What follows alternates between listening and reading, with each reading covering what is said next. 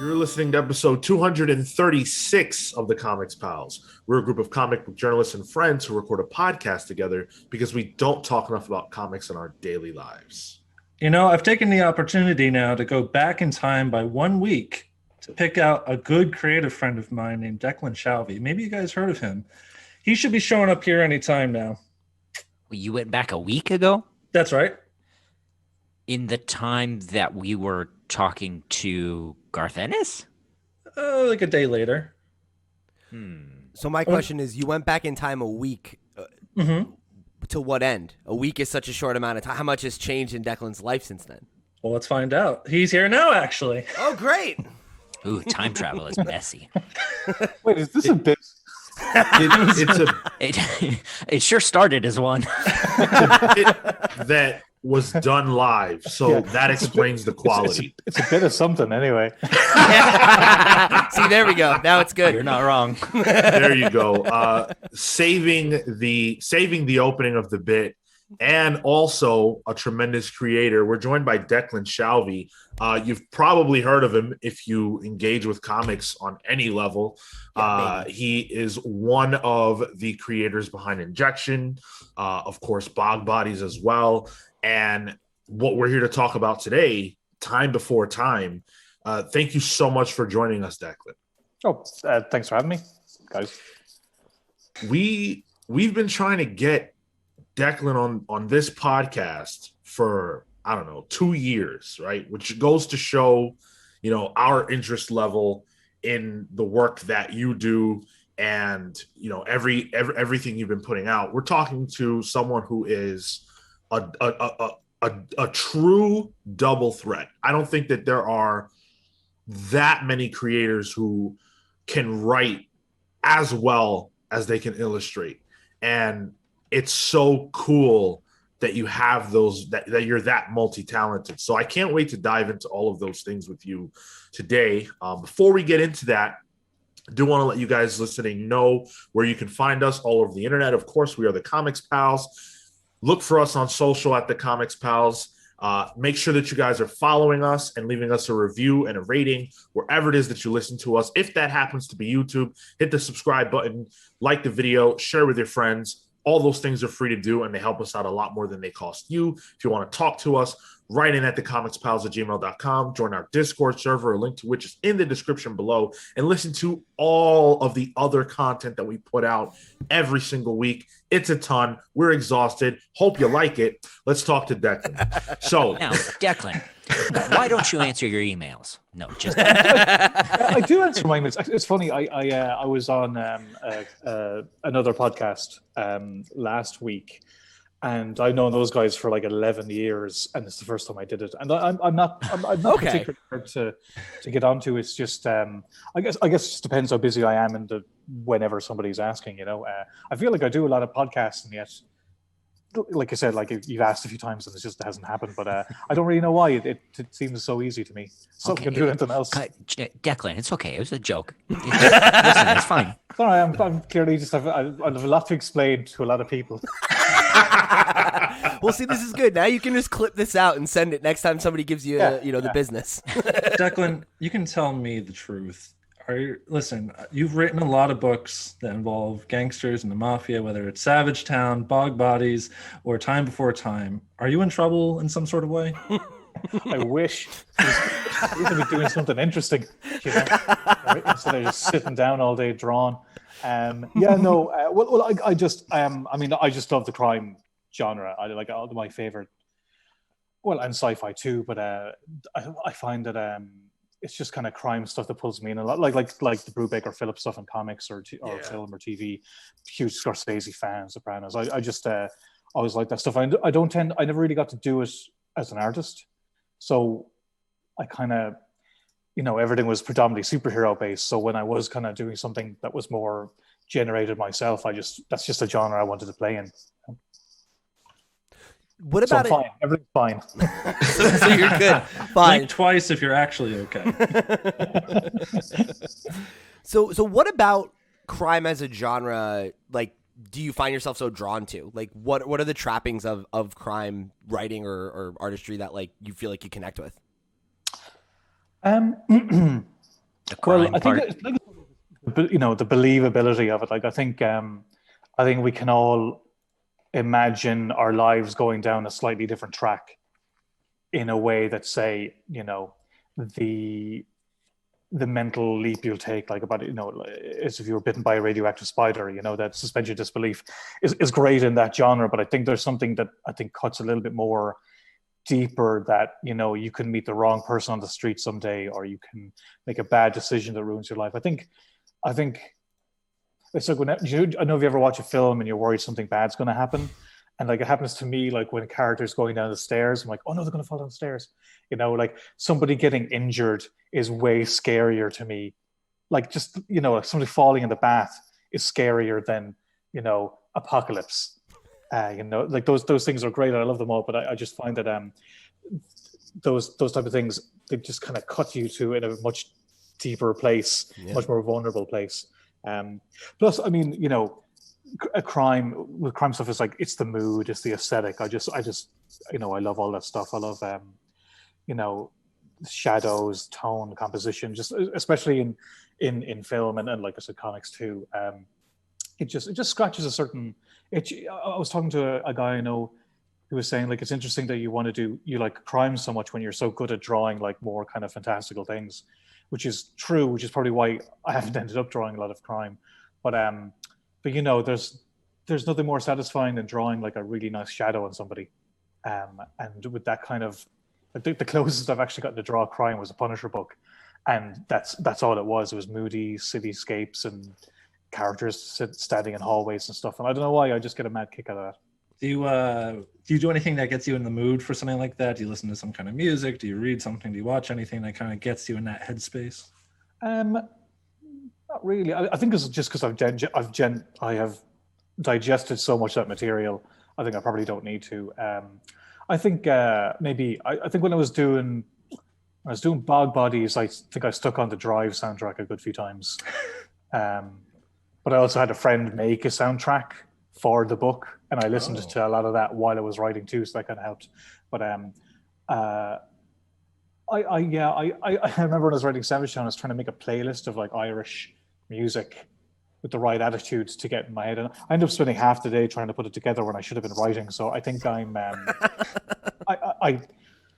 I like the idea of going through a whole process where things are just right and you're sitting in your log cabin and everything's perfect for writing. But I find that it just tends to be more it's Sunday and I need to get writing done, so just sit down and do it. So yeah, it's not as romantic as I thought writing would be. It's a bit more just basic. With Savage Town, I picture a lot of pogues. Yeah, I mean, yes, that's the thing, is you could do that, and you could like, or drop kick Murphys, but drop kick Murphys aren't Irish, and like, I think they are. Yeah, exactly. Well, the Pogues too. I mean, they're mainly British. Like, I also don't want to get too purist about it. But then I started making all these decisions. Like, how am I going to decide all these things? Or why don't I just write it instead? So the same thing can happen when like I'm trying to put myself in the mood drawing wise. I'll end up like, maybe a certain film or something I can just play in the background or what have you. But then I'll spend 20 minutes trying to pick the right thing. Sometimes it's better just to hit anything and just get to work. So with Time Before Time, this is a book that, by the way, is going to be actually available to everyone really soon. It'll be out April 15th. May 12th. May 12th? Oh, I'm sorry. Okay, I was going by. Okay, yeah, I see. My bad. May 12th. We have the advanced reviews. But this is a book that I knew that I was going to like before I even saw a single page or panel from it. Because why? Oh, I got you. The concept is so compelling. It's one of those concepts where it's like, wait a second, how has this never been done before? Like, has this been done before? Like, is this how this is so unique and interesting that I feel like it has to have been done before. And I even love the name. It kind of like wedged into my brain because it reminds me of the song Time After Time. And I guess maybe it was a play on that. But it like got stuck in my head. And I didn't know exactly what to expect. I figured, okay, crime through time, right? Okay, cool. Interesting. Then we actually were lucky enough to get to read the book. And not only did it nail my expectations, but it exceeded my expectations. So my first question is just, how did the book come together? You talk about in the back matter how, you know, it took a while. It was a couple of years before you were actually able to get it together. But where did the idea come from? How did you kind of, you know, put all these pieces together? It seems like it might be a difficult book to keep together because you are going into different timelines and things like that. So yeah, just how did it all come together for you? Well, thanks. First of all, Sean, thanks a million. And yeah, the title is a kind of a play on the song. Just in that, I had a different title originally, but I couldn't use it. And sometimes the stuff with time in the title has often put me off. But Time After Time is such a well-known phrase and song, but it wasn't the Cyndi Lauper song, it was the REM song that was in my head at the time. But I thought, yeah, play on it rather than try and dance around it. Like I wanted people to know it's a time travel story. But it came together. The idea kind of came after. I was at Thought Bubble one year, and I think I had written Bog Bodies, and I knew I wanted to do something else. And I was talking to Rory McConville, who is he's another writer from Ireland. Would be more known for writing 2000 AD. Sorry, writing Judge Dredd at 2000 AD, and he has a graphic novel come out called Write It in Blood. But so yeah, this is a few years ago, and I just remember thinking like. I was kind of frustrated because I think he's a great writer, but he didn't have anything out in America. And I just remember thinking like my remit was full. I was really, really busy, but I liked the idea of doing something else. And if I could do it with him where the workload was spread, maybe it'd be something that we could have fun with, basically. So we were just kind of throwing stuff back and forth. I thought we should do something sci-fi because he's really good at sci-fi. And I wanted to do something that wasn't strict crime. I love Savage Town and I love Bog Bodies, but as a writer, I wanted to kind of try something that was more mainstream comics. Like the funny thing is, like, crime is huge outside of comics, but in comics it's kind of a hard sell. So I wanted to do something that was more genre, which is less mainstream, in contemporary culture, but more mainstream in comics. So we're just going to bounce the stuff back and forth, and I think I had the idea about looking at time as geography, because kind of reading up about immigration and stuff, and thinking about like borders, the complications and how they're needed, how they cause division, things like that. And what I love about sci-fi is that it tells you a story about today using tomorrow effectively. And I was going to do sci-fi. I kind of wanted to hinge around a certain kind of contemporary idea. So that's kind of where that was. And Rory had been kind of coming up with a lot of sci-fi stuff. And we weirdly, the more we talked, the more I realized we had less sci-fi connections and way more crime connections as regards like the material we liked. So I kind of pared it down a little. And once that happened, it all just kind of clicked. Like for me, I'm not really like, I think the time travel aspect of it is like a hook, but it's not really what the story's about. For us, time travel is a way in which to kind of heighten the drama of the characters, and also didn't want to make something that was like, I've mentioned Looper as a kind of a inspiration, because what I liked about that film was it was a great high concept, but very grounded, and didn't feel like like I'm a huge Star Trek fan, and like they've done brilliant time travel episodes, but sometimes it is like the quantum realities are splitting within the whatever have you, and that's fun and I love it all. But I wanted to do something that wasn't that complicated. That was just fairly straightforward, very basic rules, but it makes the crime story a lot more kind of you can do more crazy things drama wise that'll help the drama with this kind of sci-fi idea with mixed in. I'm glad the Department of Temporal Investigations didn't have to come visit you, Declan. Exactly. Not yet. Not yet. Yeah. Like, look, I genuinely love all that stuff. But I mean, this is a slight tangent, but I was watching Palm Springs the other day. I don't know if you've seen it. Yeah. Really good. And it's kind of takes the Groundhog Day concept. And I was talking to a friend of mine, and I was saying, like, it's so interesting now that we live in a time where those kind of off the wall ideas, as kids, we would see these things and they're really exciting because they're off the wall ideas, but are now very much part of the culture. Mm-hmm. Like things like Star Wars. I mean, I know they were huge in pop culture, but they've become part of the like regular people's DNA. The fact that regular people were watching, the Avengers go through time in Endgame. I remember thinking, like, we are through the looking glass of like what an audience can be expected to be on board with. That film couldn't have worked 10, 15 years ago. Deadpool, the way that kind of breaks the fourth wall, I don't think that could have worked 10 years previously. So we're in a weird place where these ideas are very much digested by the mainstream, and so you could do something more through the looking glass as regards concept. But I felt I don't know, because me and Rory were tying more on like the crime drama element. It just clicked for us as creators to kind of like lean into that and use I think sometimes sci-fi stuff can just get too into the weeds about how things work and what it is and how you need this to work that. And I think it's interesting from a concept point of view, but it's not really that engaging from a reader point of view.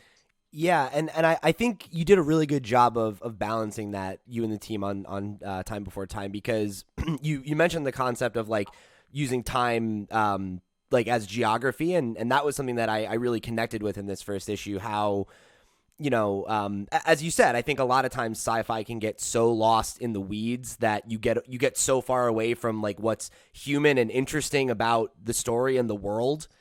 And with this story, I really appreciated that you get this sense that all of these different time periods like have their own culture and resources that the people in 2140 or 41 need to play with, and like they have this idea of like, oh well, in the future they're very particular about smugglers, and it gives this sense of the world feeling really, really lived in right away, and gives you that sense that there's so much more to see and do, but like we might not get there or we might, and either way it's interesting because it makes the world have that living, breathing quality.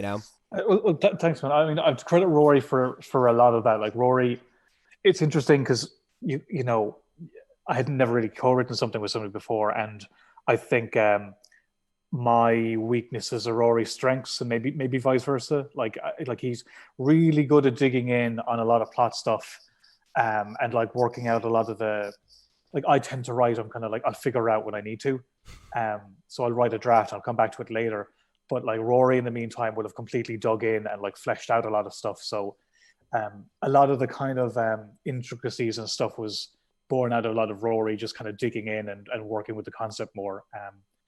And I mean, and I think that's what makes the world feel way more lived in. It's interesting. Like, the co-writing has definitely it saved me time as regards like writing a whole book.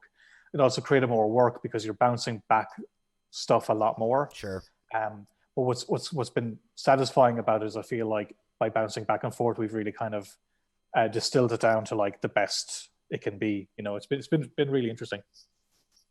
When it comes to the actual scripting process, how do you split duties when you're co-writing? Well, Roy does all the hard work, and I just stamp my name on it. Done.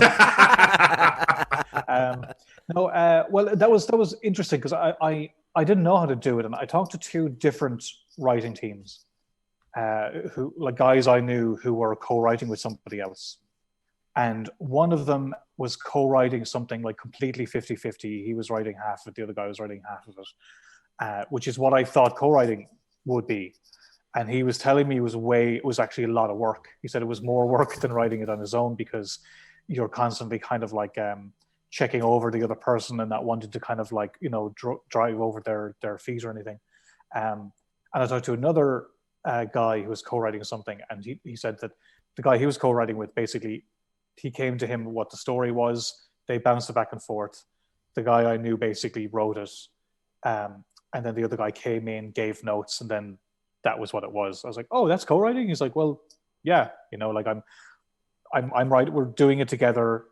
Like, it's slightly weighed work-wise more on one person. And that's kind of ultimately how it worked with me and Rory, where we'll talk things over.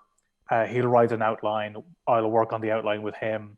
Then he'll start kind of breaking down the issues. And I'll take a segment of each issue and I'll write a whole scene myself. He'll write other scenes, and then he'll kind of gel them all together to make sure it's all kind of working. So like a lot of I don't want to say donkey work, because it implies that it's mindless, but I'm able to facilitate being able to write every issue while not having to do all of the mental weightlifting that comes with it. So it's pretty handy for me, because I basically just hop in and just be creative, and Rory kind of makes a lot of it work, being honest. You talk about how you guys complement each other's strengths, and we've talked for several years at this point, Declan. I think the first year we talked with one another is when Savage Town just came out. Mm-hmm. You spoke to me about your ambitions as growing as a writer. Since then, with the release of Time Before Time, working with Rory, how would you measure your growth now as a writer?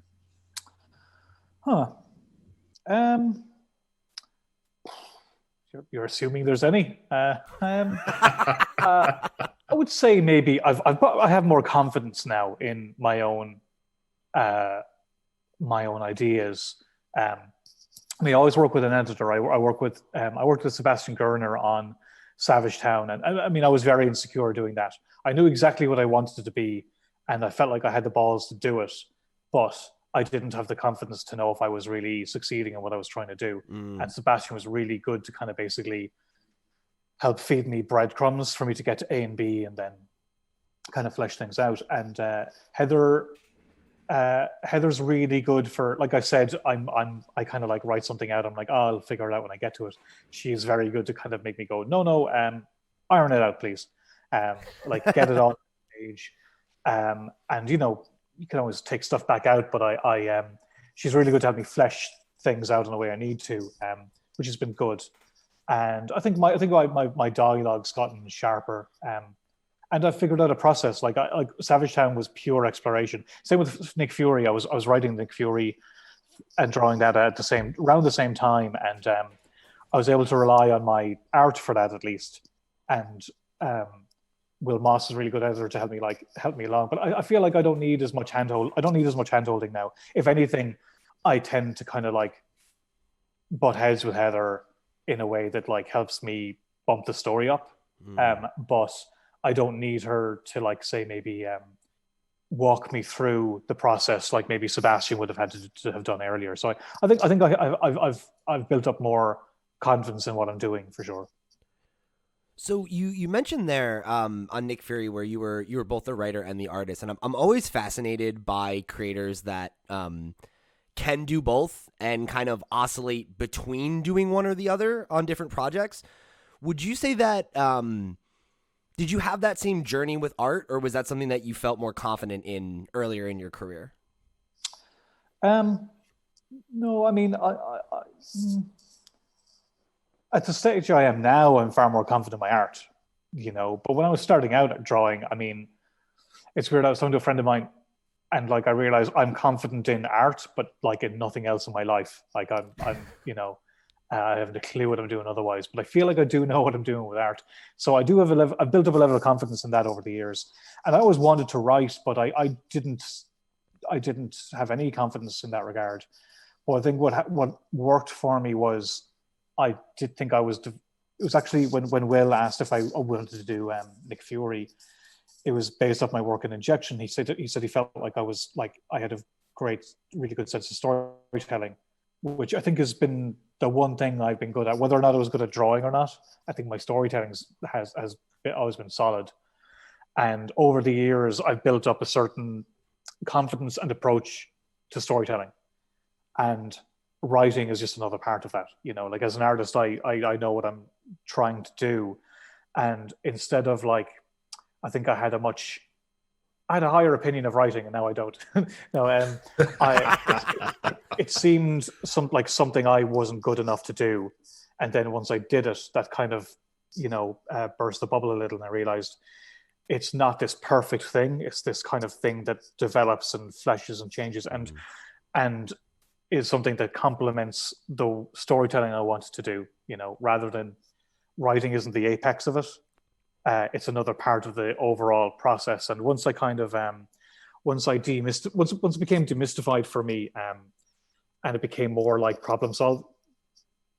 Like, you don't just write down and make something amazing. I know my process. I write it and then I realize it's terrible, and then I can hack it. Actually, similar to kind of drawing, where I'll pencil for a few days and then I'll go back and I'll start inking. And when I'm inking, I spot things that maybe weren't great in the pencils, but I was too close to it at the time when I was penciling it to catch that. And I think it's similar with writing. I'll tend to write something and put it away for a while. And when I come back to it, it's way easier to be like, oh, that line's terrible, fix that. Whereas when I'm in the middle of it, I might agonize over it more. So I kind of, drawing helped me a lot with actually figuring out how to write. I don't know. Was that your question? Yeah. No, that totally answers the question. I answered my own question. I think that's fascinating. I really am compelled by creators who can do both. And it's can do both. It's not necessarily that they can do, but I've managed to do both. Like I am all up for the credit and acclaim and attention that comes with writing and drawing your own stuff. I'm on board. But we'll happily give it to you. Well, I'll happily take it by all means. But it's a case of kind of just figuring out. Like I live with a lady who's writing her own graphic novel, and she hasn't written a script. It's this whole, because she works in animation, it's this board process. She's got this all worked on a board, and I mean it's written. She's written it, but it's not in the same way I would. It's how you might think a writer artist would write. But I remember when I started writing, I made a point. I was determined to do it properly and write an actual script and hand in a script to an editor, rather than an editor be willing to accept some scribbles and go, "That's writing." I wanted to do it properly, but it's worked out. It's worked out that it's beneficial for my process to do it that way, because I think if I was drawing more earlier, I would lose interest in the drawing by the time I'm actually doing the pages. But it is interesting how different people work, for sure. I think the way I work isn't particularly interesting, but it's definitely working for me. Well, it's interesting to me. Yeah. And I do think that it is something that requires a tremendous amount of talent to be able to, not necessarily on the same project, whether it's the same project or not is irrelevant, but just the fact that you have the ability to write something, the ability to draw something.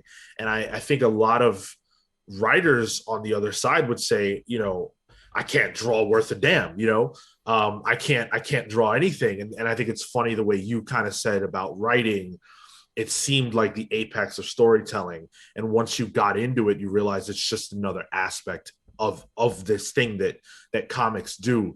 And when we talk about comics, a lot of times we kind of do talk about writing as the apex. A lot of times reviews will gloss over art, or it's just not as appreciated in the same way. And I think if we were all able to come to that conclusion and really understand that comics is a synthesis of both parts, we would be able to appreciate comics more in general.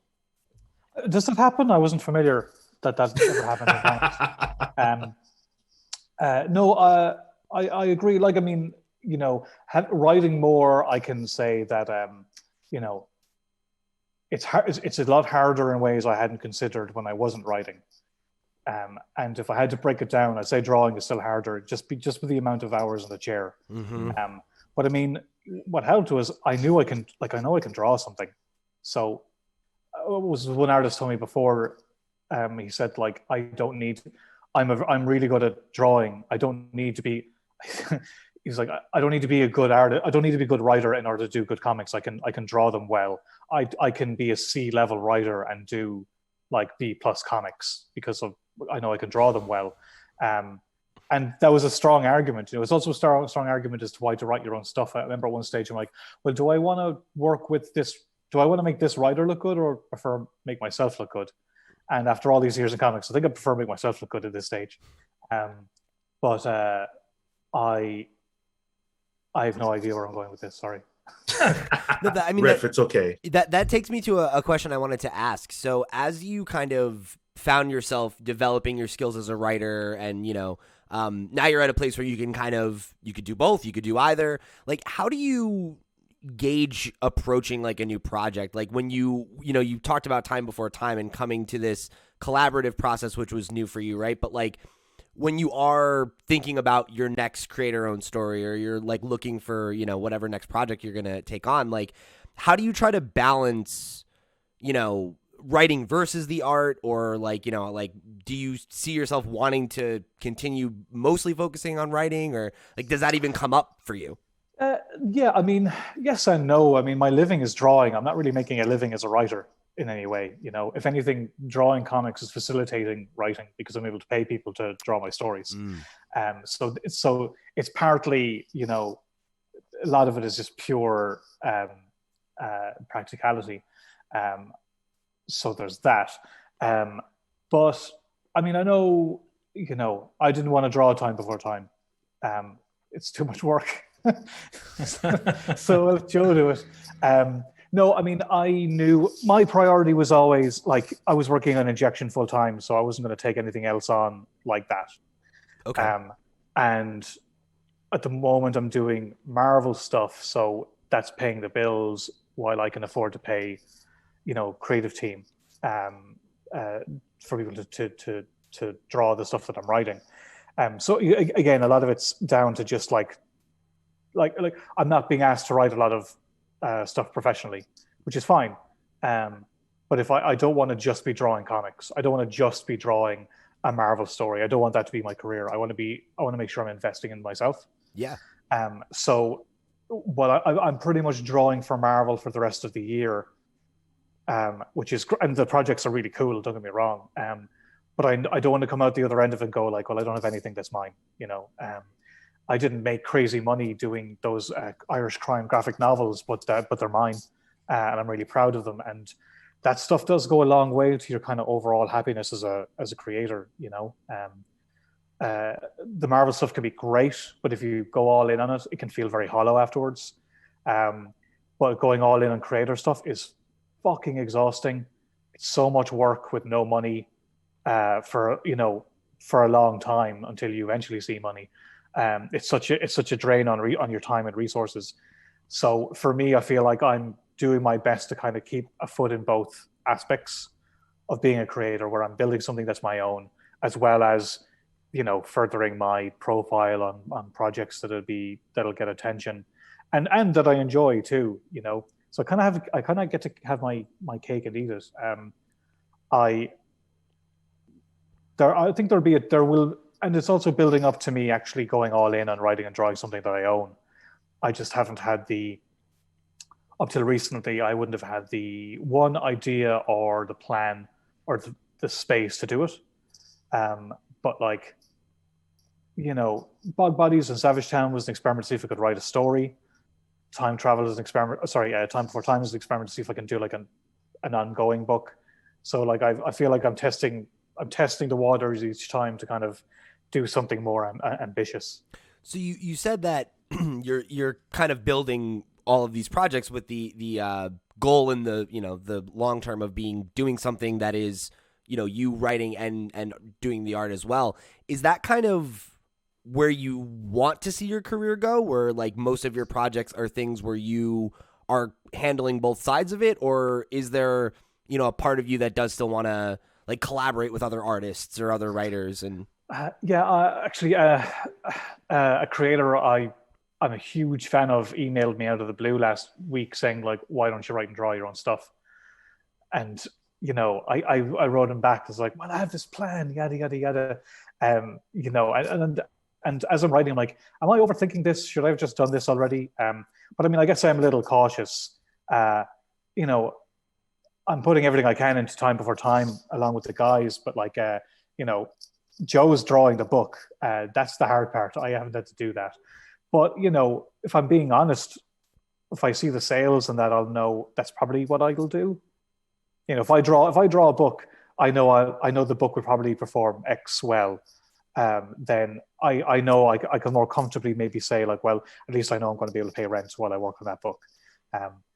So it's not that Time Before Time is just a test for something else, but like it's a way of me using a project that I'm excited by that can get made. Like if I was going to wait for myself to draw this, the book is never going to happen. If I was waiting for myself to write it, it would never have happened. Like the only reason the book's done is because Rory, like, he picked up my slack effectively. So the project wouldn't exist if it was all on me. I do want to, after COVID happened and I was working on a couple of projects that went belly up, I did kind of have to reevaluate, or I didn't have to. I kind of sat down and I kind of looked over like the stuff I've done, the stuff I'm most proud of, and where do I want to be? What do I want to? I can kind of do anything. So what do I want to have done in the next 5 years ish? And I decided that I don't really want to write for anybody else, draw for anybody else. I want to write my own stuff. And that's what I want to concentrate on. So I got offered jobs where I turned down because I wanted to write and draw myself. And then Hulk came up where I got to write, draw, and color. And that was hugely satisfying. So it's definitely a direction I want to go. And then somebody asked if I would draw something for another writer, and I said yes. So I'm doing that now. But that's just something short because it's something really cool. So I kind of couldn't say no to that. But then, once I finish that, I'm not saying like screw writers or anything. It's just it's a matter of like, if I'm going to draw something, I'm going to slave over it for months. I just kind of want it to be something that is mine, be it work for hire or be it creator owned. I don't really want to draw. I don't really want to draw anyone else's stories. As a storyteller, I want to explore that more.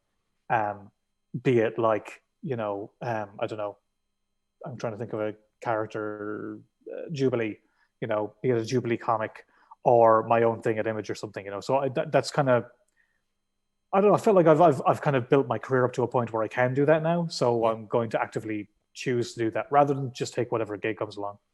And do you see yourself like continuing to do books like Time After Time where you're the writer collaborating with another artist because it's a book that, like you said, you'd love to work on, but like if you're drawing it, it's going to just take forever?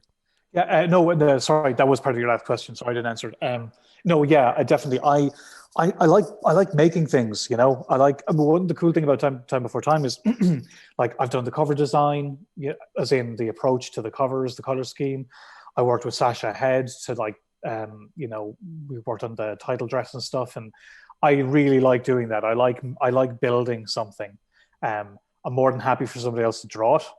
Because I also really like artists. I was talking to a colorist friend of mine, and he showed me an artist he's working on, like a well-known artist doing something new. I'm like, that guy's great. I'd love to do something with him someday. Like, and who's to say he even would? But I'm genuinely excited by other artists. Like, I would love. I want to do my own stuff, but I'm more like I think Jeff Lemire has perfect. If I was halfway organized as that lad, which I'm not, I'd be happy because I love seeing stuff come back. Like even like Joe, for example, we were talking the other day about how different our work is, but I think we actually have a lot of similarities as regards our panel compositions and composition in general. But like the way he pushes and exaggerates his forms is a thing I do a tiny bit, but I love how he does it, and his attention to detail with characters and faces is kind of a reminder to myself. I'm like, I would have been lazier with that, which is good because it keeps you on your toes, Sure. So I really enjoy. Even I got a variant cover off an artist I really love for Time Before Time, and it was great because me and him chatted about the cover. He's a great cover artist, and he came back with something really cool. I like that process. I like helping to generate work for others, And writing is a really good way to do that. It's just, I think because writing isn't something I really think about, I don't consider how much work it is until I'm actually doing it. The idea of writing something for somebody else is a lot easier to come up with than the actual following through on writing for somebody else. But no, ideally I would write and draw my own stuff, and I would write stuff for other artists. I would love that. Well, the book in the art in Time Before Time is really beautiful to look at. Joe Palmer and Chris O'Halloran did a great job with the designs and the colors. I really like the color work. Yeah. There's some... like not to gloss over Joe, but like Chris is doing some lovely work on it. Yeah, there's these panels that have a kind of like a fisheye lens look when the characters are walking. You talk about the distortion. It's really, really nice stuff. How did you come in collaboration with those two, along with you and Rory are writing this, but how do you guys come about Joe, and as an artist yourself, how much of you wants to add your artistic input to what Joe is doing? Well, I try not be a prick. I try being the operative word.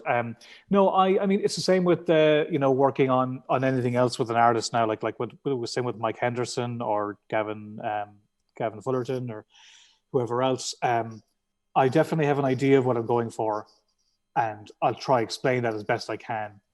And after that, just let them do it. Like I would hate to be art directed. There's jobs where you have to do that and they pay great money, and that's not comics. You're working with storytellers, so let them be storytellers. But if there's something you're looking for, like you can't expect them to mind read either. So, what's interesting sometimes is when they'll come up with something which is what you were looking for and it works and it's great. And other times where you kind of like just let them off and they come up with something really interesting. Both is really satisfying, And the great thing is you can take credit for either. Because who's going to know? Am I right, guys? No, Joe. So it's funny. Joe worked on Time Before Time with Rory, and I was kind of trying to help Rory along with. He was basically just making Write It in Blood. He was just doing the book, and I suggested he send it to Image. He did, and he hadn't heard back for a while. So I encouraged him to just keep making the book. So he did, and I kind of stepped in as a de facto editor. I don't think Roy mind me saying. And a friend of mine, Owen Marin, was sitting at a table with Joe at Thought Bubble and sent me his stuff. And I suggested him to Rory. It turned out Rory had already worked with him because they both were in a competition at Thought Bubble years previous. It was a 2018 talent search. And Rory won the competition for writing and Joe won the competition for drawing. So I think the first thing they ever did for 2018 was something together. That's awesome. And here I am years later suggesting Joe for his book. But the book, the book is great. I highly recommend it. But it was smooth sailing for them. Joe was ridiculously professional, like really interesting work. And Chris as well. I think I suggested Chris because I've known Chris for years. He's actually from Cork, the same city that Rory's from. But they just did a great job. And I was just kind of checking in as they were doing the book, and it was smooth sailing. They did it all, put it all together. They did it in like a good amount of time. It was, and same with Hassan lettering it. And so we had a different artist for Time Before Time originally, but he got a really nice job at one of the big two and wasn't available anymore. So it was around that time where Joe was finishing Write It in Blood, and I thought like, well, these guys are working so well. Why?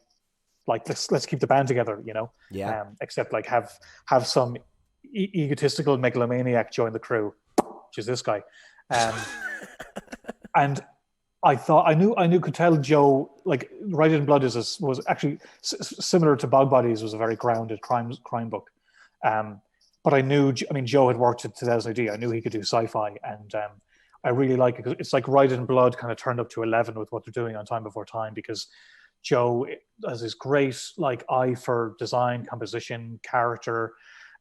This machinery is great, and Chris is able to kind of like give all the subtle dark tones where needed, and then all these kind of bright high contrast colors to really make it pop.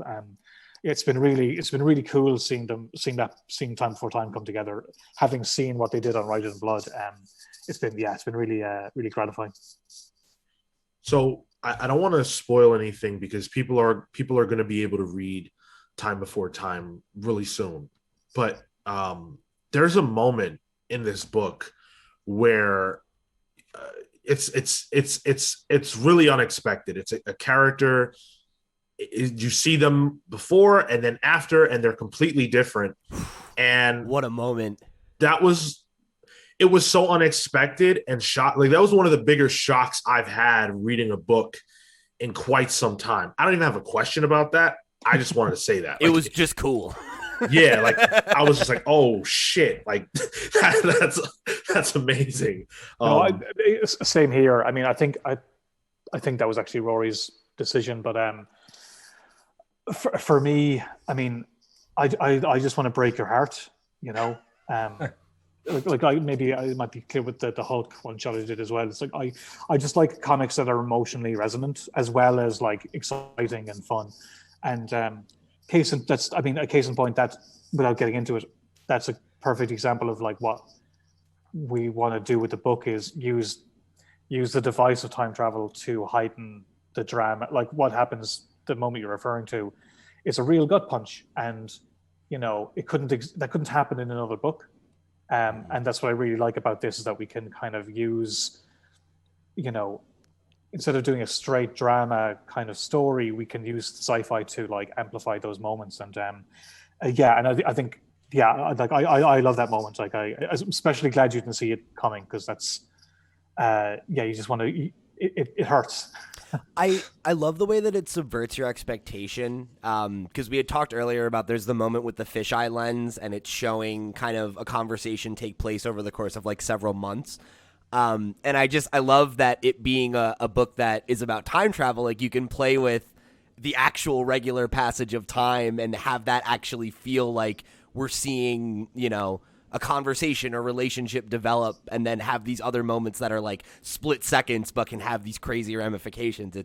It's really cool. It's a really cool device, and you know it's not always easy to tell a good time travel story. Yeah, no, thanks. We're having not to get into it, but we're working on the next arc now, and there's a moment me and Rory are talking about how to make that work because it kind of works with the device of flashbacks, and it's kind of something you know I think we have a benefit of because of what the premise is and what the book is. We can play with those type of things in a way another book can't, and I want to make sure that we take advantage of those kind of things, you know. But it is tough. Like I think I said in the back matter, it was 2 years. It actually came together fairly fast once Joe got on board and once Heather got on board, because Heather gave us deadlines and Joe actually was drawing pages. Most of it was basically back and forth with Rory, refining the world and what it like. I personally like. I don't want to spend too long working on like world building, but because of what the story is, it is very specific. And you want to make sure that like, you know, we want to write it where we get multiple volumes. So we want to make sure that our logic is airtight. That's the thing with time travel stuff is I don't get like, again, with the Avengers example, when they're referencing Hot Tub Time Machine and you know, pop culture things are now being digested by the pop culture. But like they at least established their own rules. Like the rules in time travel in that film don't make sense compared to other time travel stories. But I think what they did a good job of that in saying that these are other time travel stories and this is our one and it's going to make sense within what we're doing. I think that's a great way to do it. Like it doesn't need to match the rules of something else as long as the inherent logic of the story makes sense within it itself, you know? Yeah. Oh yeah, sorry.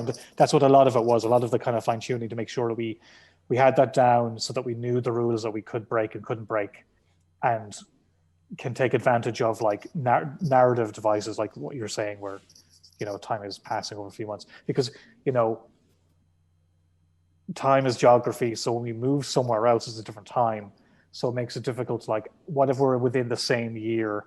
How do we delineate that? You know, so you know that was a way of that scene where Tetsuo and Oscar are talking, like that was a good way in which we were able to come up with a way of like showing time passing without like having to add months to the year, because I think that's just going to get really convoluted. Yeah, like I love how this isn't like a spoiler for that moment, right? It's like you show what year it is often on the top of the page, and right, the way that we understand that time is passing is we see it in the art, but then also it's like, and now it's a year later. It's like, oh, okay, like it's this very like subtle way to communicate that, and that was something that I wanted to praise for the art as well, is like the environmental storytelling in that sequence, and how it teaches you a lot about the rules of the world without having to have like this clunky character dialogue that's just very expository or like a ton of captions or something like that. Like you get a sense for what the rules of the world are just from living in it. Yeah, I mean, I think some of that's down to, well, just, Rory being a good writer, Joe being a good artist, and me having a bit of experience. But I definitely wanted it to have I wanted the book to have a certain aesthetic and a certain feel that when you open up the page, it's my favorite Image comics are the ones where, like, if I show you a page, you know what the book is. It's Paper Girls or Saga or, Deadly Class, or even though you might have seen those artists do another book, you want it to feel like the book is its own thing. So that was a big part of it. And, Rory was really good. So he was very adamant that we weren't spoon feeding the reader all the information. Like, we didn't want to do we made the issue longer because we wanted to kind of flesh out the world in a way where we're not telling you all about it. I think that's just it's a clunky way to do things, and it's frustrating as a reader. So we made the effort to go a bit longer with the first issue so that we can kind of ease you in. But I mean, being honest, a lot of the world building is just all the stuff that Joe puts in there. I'd love to say every single detail that's in there was written in the script, but it's not. Like I said, want Joe to do his own thing. So a lot of you can see that Joe put so much effort to kind of make that future world very believable. It has it's dirty, it's manky, things are cobbled together. It feels very lived in, and as much as we might write that in the script, which we didn't, it just shows you what an artist can bring to a project. A different, like the artist who we were originally talking of is an amazing artist, and it's interesting because he did pitch pages for it, and like that book is so different to the one that we have now. It's really interesting. I love. Oh, I'm sorry. Go ahead, John. Go for it. It's fine. I was just gonna say I love how you talked about like there was like all of this world building work that Rory did behind the scenes, like between things, and I love that you guys had the restraint to do that work, but not give us every single thing yet, because the fact that I have so many questions about the world is like I think part of what's exciting about it. Yeah, no, agreed. Like I don't like. I mean, because we have rules to everything and how things work, but like, it's I want you want the reader to have questions. Otherwise, why would they want to read anymore? And explaining everything outright is just frankly boring. I just watched something there recently where the end of it just tells you what the story is. You're like, this is terrible. Like I give me the story, don't tell me the story. Yeah. And so much. That's the great thing about Image Comics. You can do whatever you want, and we want to make sure that we're doing something that is engaging and not just. I'm not trying to pitch you a movie in a few pages. I'm not trying to explain everything so that like. You don't need all the bells and whistles. I mean, as a storyteller, your job is to, abuse the audience. It's your job to be an abuser, is what I'm saying. You can quote me on that. In that you're laying traps and you're trying to guide somebody through a story and not reveal some things so that it has more emotional impact later. But also you don't want to just. I don't think anybody likes to be felt like they're literally they're having their hand brought through a story. I don't think that's engaging. So you mentioned that you want this to be a story that goes across multiple volumes. Do you have an endpoint in mind, or are you just writing this out as far as it's going to go? It's tough. We do have an endpoint in mind. It's really, really hard to write something when you don't know if it's going to survive. Like we've called it an ongoing because that's the plan, but like if it doesn't sell, then it won't be ongoing anymore. So we wrote the first one, and we had like an ending if we needed to parachute, but Image are okay the second volume. So now we're in a more difficult Perfect. place where more things have come into it and it's getting more complicated in a good way, but it's going to make it much harder to parachute out at the very end if we need to. So it's really, really tough. We have a plan for a certain amount, which was like, if we could do that much, I'd be happy. But working on the book, there's just so much more room to do cool stuff, to play around with things. It definitely has legs beyond what our basic plan. Our basic plan was more than one volume, but like I said, we didn't know if we'd get there. So we're in a really great place now where I feel like we're getting to cash in on the first volume and what we've established, and we can kind of go a bit nuts. But yeah, we're writing the second volume now, and we're in a tough place where it's like this is going to be a great place to end volume 2. If the book doesn't sell, like it's going to be a terrible place to end the series. So everybody go buy the book. Yeah, please, everyone go buy the book. So because the concept has legs, it's going to be very hard to end. Like we have an end, but you can't write to that end every volume. Right. It just doesn't necessarily work. So yeah, we're trying to figure that out now at the moment. But I don't know. I think we're going to just write it as a second volume and then hope for the best, I think. Because I also don't want to neuter the second volume on the off chance on how things go. It's tough. I mean, it's tough for everything. Part of me wanting to do this is I want to do an ongoing book, not like say the previous things I've done have been mini series or graphic novels. Or a single graphic novel. I want to do something that would go longer, which is you don't even really get to do that at Marvel or DC anymore. Like not many books go on that long. So this was my plan to try and basically generate a story machine where I can kind of just have ideas, run with them, have Rory and Joe do all the hard work while I just reap the glory. I mean, it's ultimately just for, me getting attention and praise. But as a storyteller, that's something I've never gotten to do that. I've never gotten to write something that develops and you can take different chances on things because everything has to wrap up within 80 to 100 pages. So we're in that place now where I feel like it's actually getting really exciting. And yeah, I guess we'll see where we go. So yeah, please buy the book. Speaking of books that you should buy, let me pivot to another book of yours that I'm a big fan of, which is Bog Bodies. Oh, thanks, man. You had a look on your face like, what book could he possibly be talking about? There are no other books. For anyone that hasn't read it, it's basically an Irish gangster who's basically a boy in the Dublin mountains trying to escape other mob hitmen, basically trying not to die. Earlier you talked about how you don't like stories that handhold and you don't like you want a book that has like an emotional resonance, and this book, both narratively and artistically, it's just very moody and atmospheric. And I really admire this book, and I was wondering where you got the idea from. And you talked about during the pandemic, several of your ideas have gone belly up, but I was wondering if you just have this kind of rich treasure trove of like these Irish mafia noir stories in your belt, so to speak. Yeah, I mean, I do. I have an idea. I have two other ideas. I mean, actually, I came up with the idea for Bog Bodies in this very room. I was making a cup of tea, and I was looking out the window because I live in South Dublin, near the Dublin Wicklow Mountains, and I think, I don't know, it just got in my head. It's like, geez, I'd hate to get stuck out there one night. Because I used to live in the countryside when I was younger, and when it's dark, it's dark. But your eyes also adjust, and it's all just, it's all just nature. But it's still, there's a moody and scary, even though nothing's really gonna, there's no, it's not like a shark's gonna bite you or anything.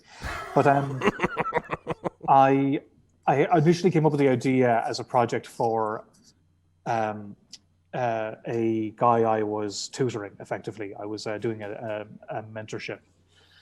And by the end of it, I wanted to have a project that he could draw, like a story, because I'd been helping him with like his inking and storytelling and stuff. So I wanted to give him a thing he could do.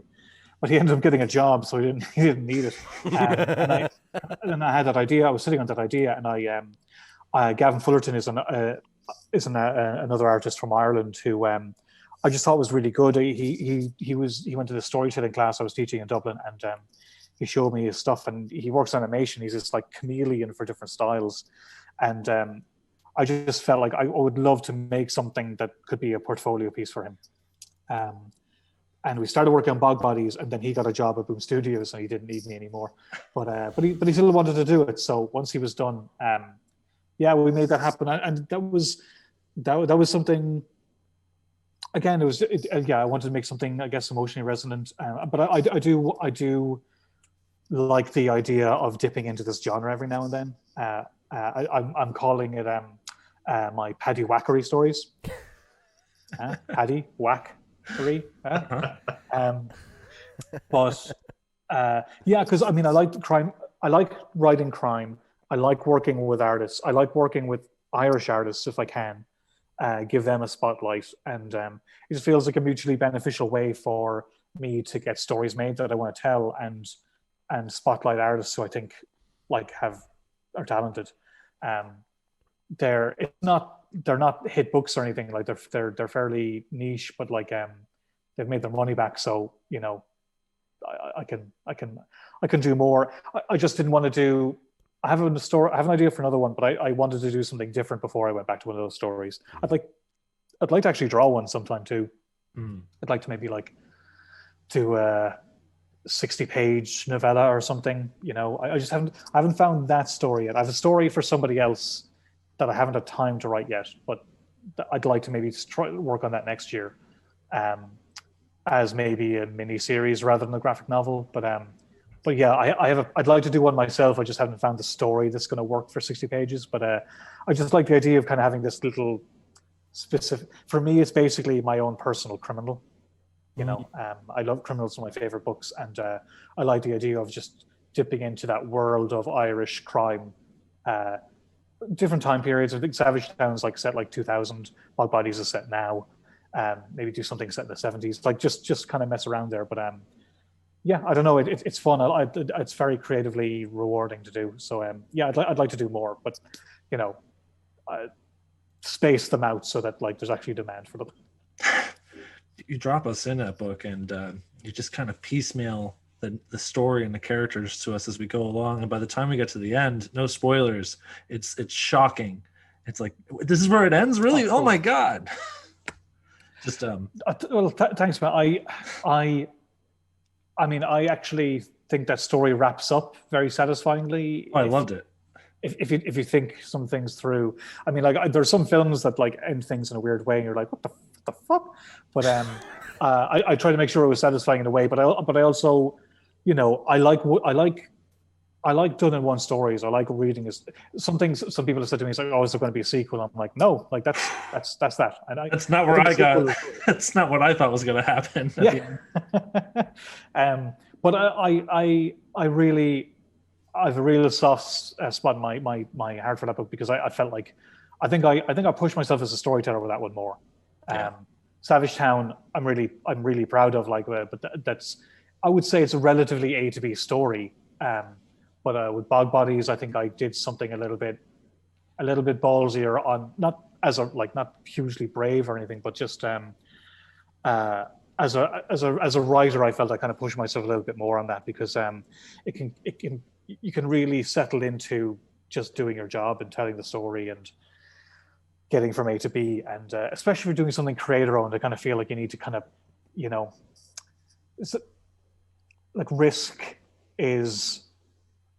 we're very risk averse these days, and I wanted to try and, like, if I was going to do something, I was paying everybody in the book, so really the only thing I was going to lose was money.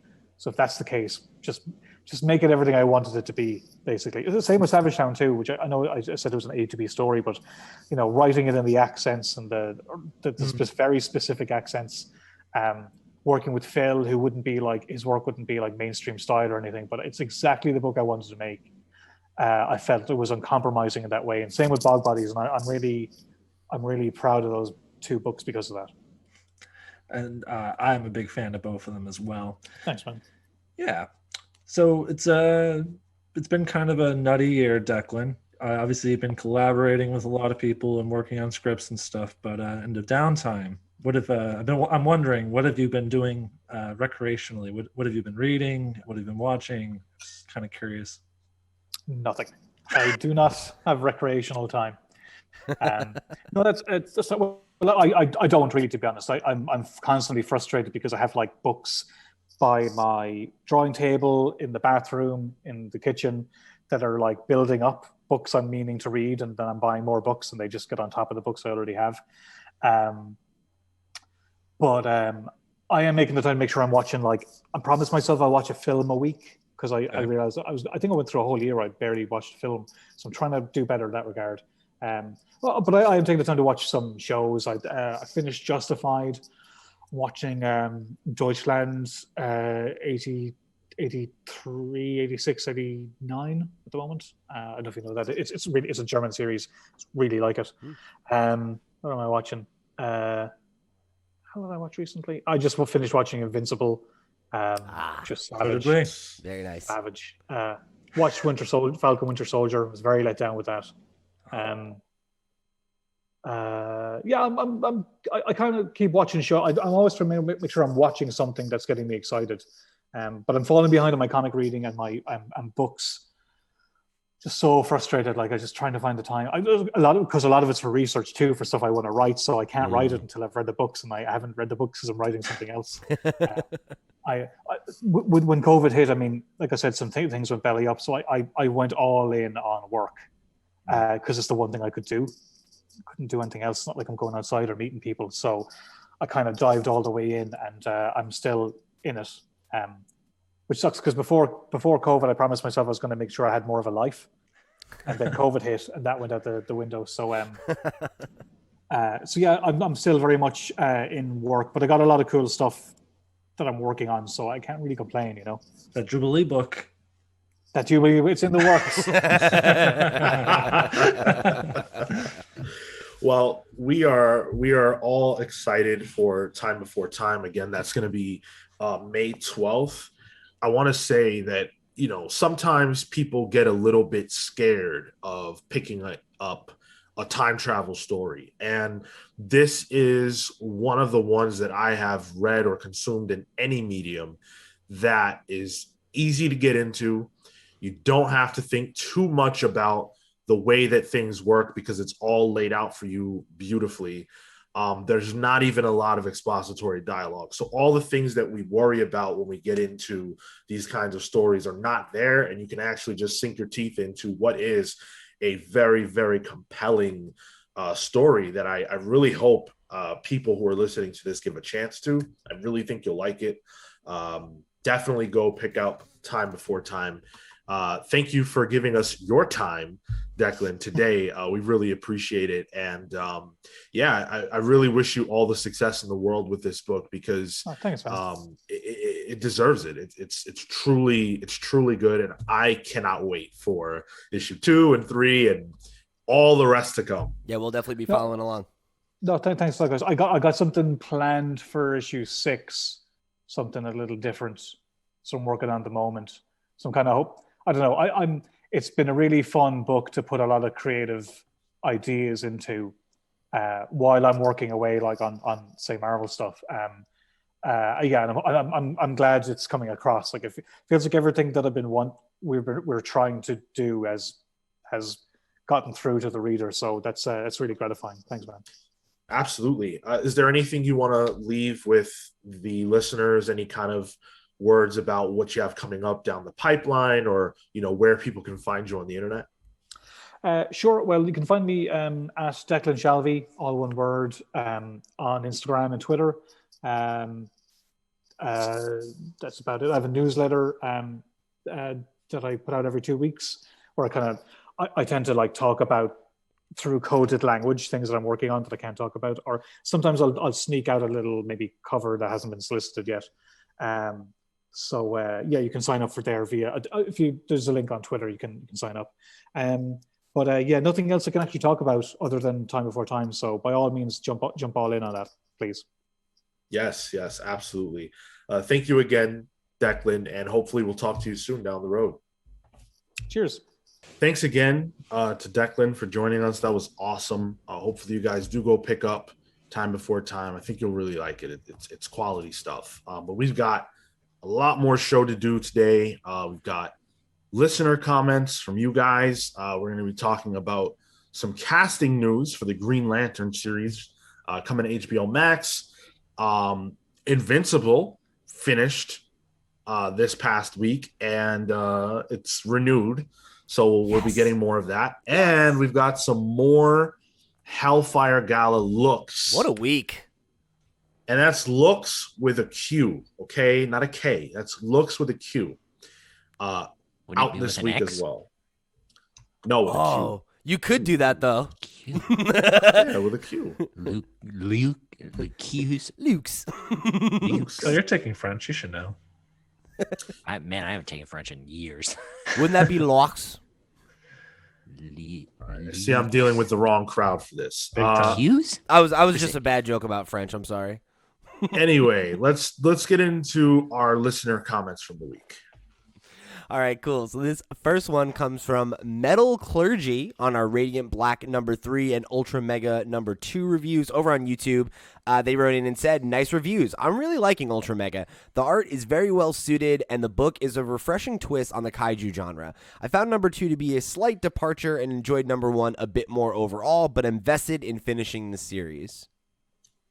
Nice. I think that was kind of the consensus among the people here who enjoyed the first one, that the second one was good, but it's not quite as good. Glad you liked it, though, and really glad you liked our reviews. Hopefully you stick around and check out all the other reviews we put out every single week. Yeah, looking forward to number 3.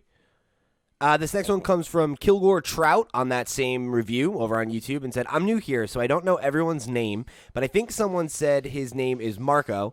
I feel like his points and interpretations of both books are on point. He's not here to talk about it, and then honestly, we're better for it. I will say, though, I do appreciate Kilgore coming in just to be like, you know what, this Marco guy, I agree with him. It's a good comment. Thanks, Kilgore. What if it's not Marco? That's even better. It's actually this guy writing in is Marco's burner account. Great point. That Marco, he's so talented. Kilgore, we all know Marco's a Republican in disguise. Oh no. Oh no. This next one comes from Joseph Winbor, again over on the Radiant Black and Ultra Mega 2 reviews. I'm very interested in what is to come on Ultra Mega.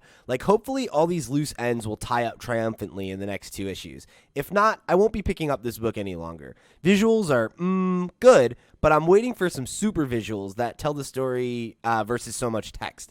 The intro with Eyeball Guy and him at the end were fucking dope. That eye popping out of the tent finding his warrior that he needed was pretty damn cool. Fingers crossed for not being let down next issue. Same, I guess. I mean, my fingers are crossed too. I want it to be good. It's interesting that you find that the visuals are maybe, let's say, subpar. To me, that's been what's really driving the narrative here. Yeah, that's the main event. I think your criticism about the sheer amount of words that we're confronted with in both issues is totally fair. But man, the art is, I mean, you talk about the eye popping at the end of the first issue, that to me is both issues and their sheer quality of the visuals. I don't know, man. I don't remember any words in number 1. I mean, I'm sure they were there, but that, for me, the visuals were, the thing to be there for. So I don't remember any of the words. Yeah, I mean, I didn't care for the visuals either. I think it's definitely a taste you have to have the taste for that. Maybe this isn't really up Joseph's alley. Fair enough. It's fine to be wrong. Sean is all the time. I'm gonna go out on a limb and say I'm probably the least wrong ever. So let's not even go there. We did have a bit for a while where it was like, Kel was right. Well, yeah, that's because it was so abnormal. That's right. We actually had quite a few more comments about various different things, but we appreciate you guys writing in. It means a lot. We actually had one a review on iTunes that I wanted to shout out, because it is something that, you know, we really appreciate when it happens. It doesn't happen enough. So we thank you for that. It was, I'm trying to find it. While he's finding it, you guys should definitely write your iTunes reviews to us too if you haven't already. Yeah, right. Please head over. If you're a longtime listener and you've never taken the time to give us the review or whatever, like, it is really, really helpful for getting us, you know, beyond our sphere and getting more people to pay attention to the show. So, yeah, please go head over there and give us one of those sweet 5-star reviews. Yeah. It's a busted ass system, but it's the one we got. Mm-hmm. Yeah, it is pretty bad. But here it is.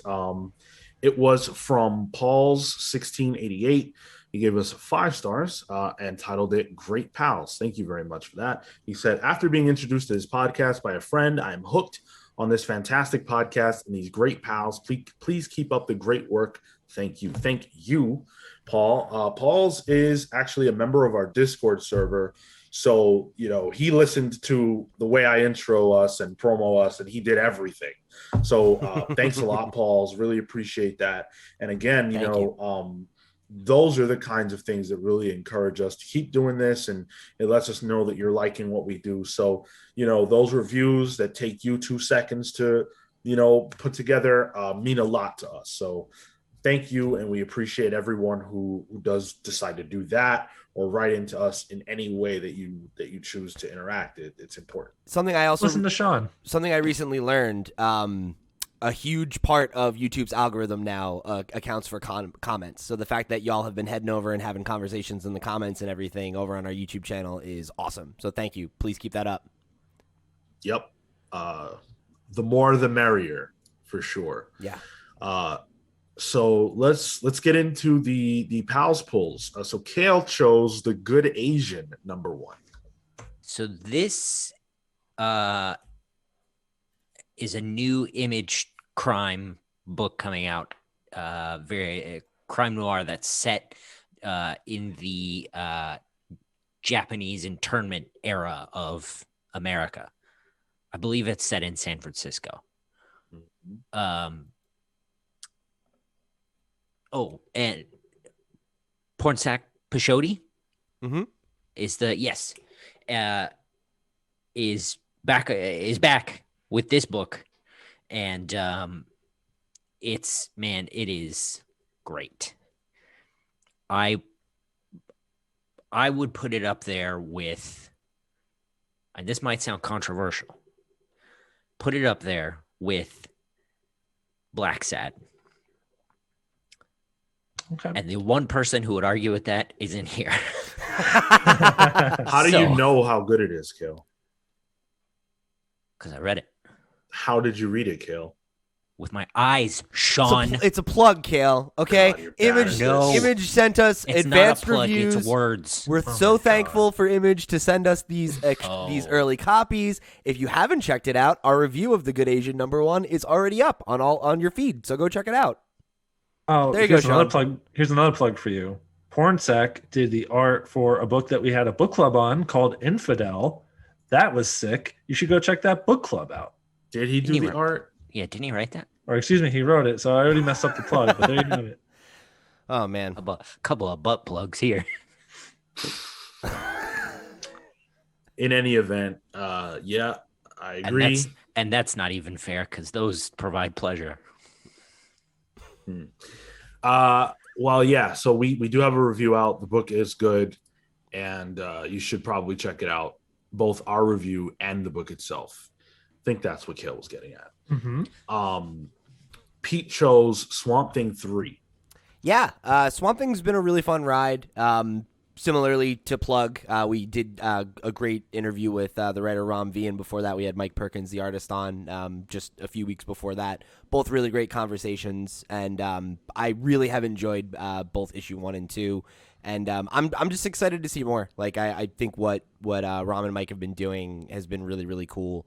And as kind of a newer Swamp Thing fan, it's fun to be reading something that's like new and like significantly new to the mythos, and be reading it as its contemporary, because I've literally never done that with Swamp Thing before. So yeah, it's been fun. It's been a fun book to be a part of month to month, and it hasn't let me down yet. So I highly recommend it. To go with that, there's a variant cover with Poison Ivy on it by Kyle Hotz. Really? And it is, you might check our Zoom chat, Pete. Oh, okay. I put a link to it. Cool. It's very good. Absolutely. I chose Eve #1. So Eve #1 is a book coming from Boom, I believe.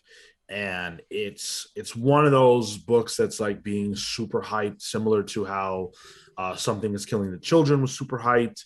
You know, it's one of those. It's selling out in pre-orders. People are really, really excited about it. And a lot of times I don't really like get into all of that. I just let the book be what it's going to be. It's by Victor Lavelle and Joe Miggion. I'm sorry if I butchered that name. But there's a cover for this book that I will not be able to buy because it's $75, but it's an Ariel Anindito Virgin cover. And it has Eve, the titular character, and a bear, like a stuffed bear, riding on a piece of like wood or whatever in the water. And it's so amazing and funny. And it sold me. It's like, oh, this is the energy of this book. Gotta buy it. Actually, now that I think about it, now that I realize that's cover A as well. There's another version of that without the title on it. But yeah, that's cover A. So that's a must buy for me off that alone. It looks cool. The main character is a young black girl, and that's pretty cool too. In the spirit of Naomi, stuff like that. So I'll definitely be picking this up. Looks cool. Wild that you have to spend $75 on it though. Well, all right, or I could spend $4 on the Yeah, but we all know you hate money.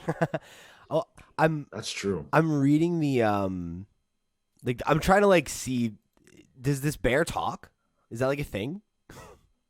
Don't know. I'm interested. Yeah, don't know. Hope it talks. I mean, it seems to move based on the way the covers are designed. It seems to be a part of the story, so I hope it moves. Yeah, I think this looks like a lot of fun. Yeah. And then I also chose Heroes Reborn #1. Now, I don't care about Heroes Reborn at all. I chose this specifically for cover F because is it Jean Grey?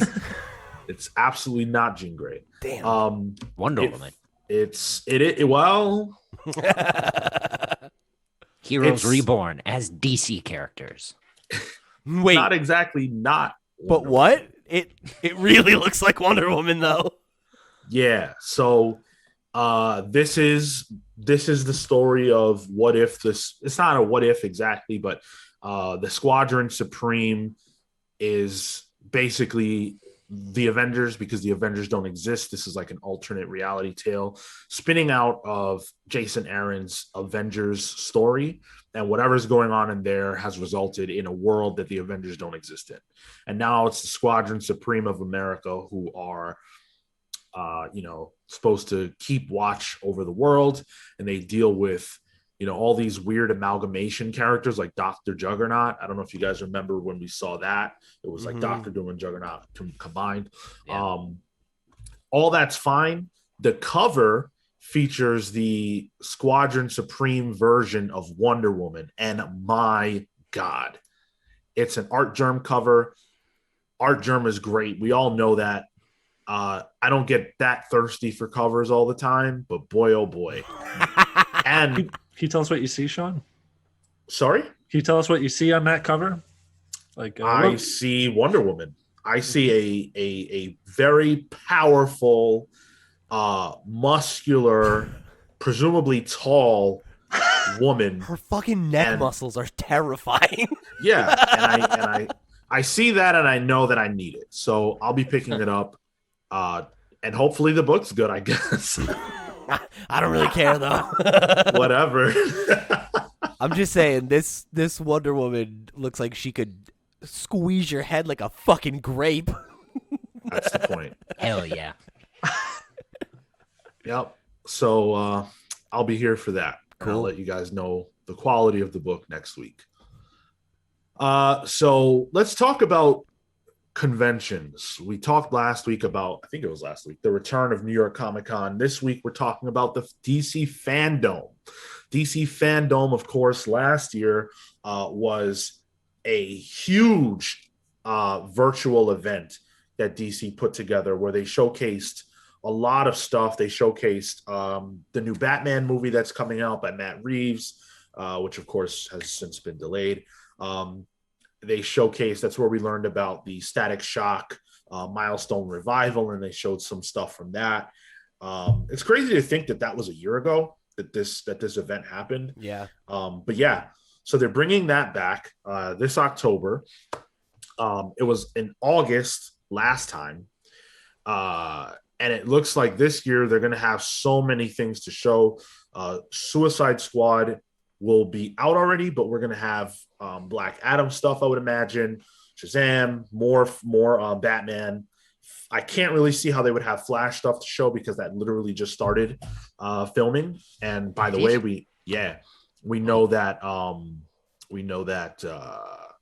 Michael Keaton will actually be in it. He's confirmed. Oh, good. Good. That he will be in it. Yep, that he is in it. So yeah, we know that. We don't know if this event is going to have people. I know that was a big question, if it would have fans actually attending. I doubt it. They're saying it's a global event. That leads me to believe that it's going to be virtual again this year. Yeah. And frankly, I think that makes a lot of sense because the way that they produced it, it worked out. I think it was a hit. It was a success. And you can't do the way this was done. You can't exactly do that when you have physical fans present. So I think this is smart for DC. I would be interested, though, to see how they would put their heads together and come up with a version of the fandom that does have fans present. I wonder if they might eventually do that. I could see it being a lot like that event that PlayStation used to hold a couple years ago. They haven't done it in a while, but they called it PSX.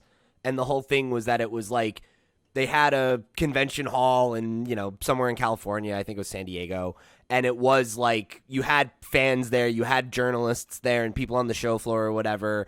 And all of the, the stuff that we saw on the Fandome side of things, the panels, all the trailer reveals, all the kind of stuff that Sean's talking about, they have those things in kind of like a typical Comic-Con, E3, whatever presentation where it's people on a stage or whatever, and you broadcast that part, and then the rest of the event is, the in-person stuff, and that, like, all of the in-person stuff is not anything that you would, like, bother broadcasting or, like, be able to. Like, it was more about, like, vendors and, like, tournaments and, meetups, and, like, it's more of a community-based thing. So I feel like if you kind of adopt a similar model to what we do at Comic-Con, right, where the show floor is the show floor and the panels, the biggest panels are broadcast on Twitch or wherever, or on the Fandome website. I feel like that could be a cool evolution, but I definitely agree with what you're saying, Sean, in that this being a digital first event, I think is the wise choice because it served them so well last year. It was like such a hype moment, and like everybody on Twitter was talking about it. Like they had their the world stage that day to be able to go out and peddle their wares, of which they have a ton. And like I think we saw Gotham Knights there for the first time too, right?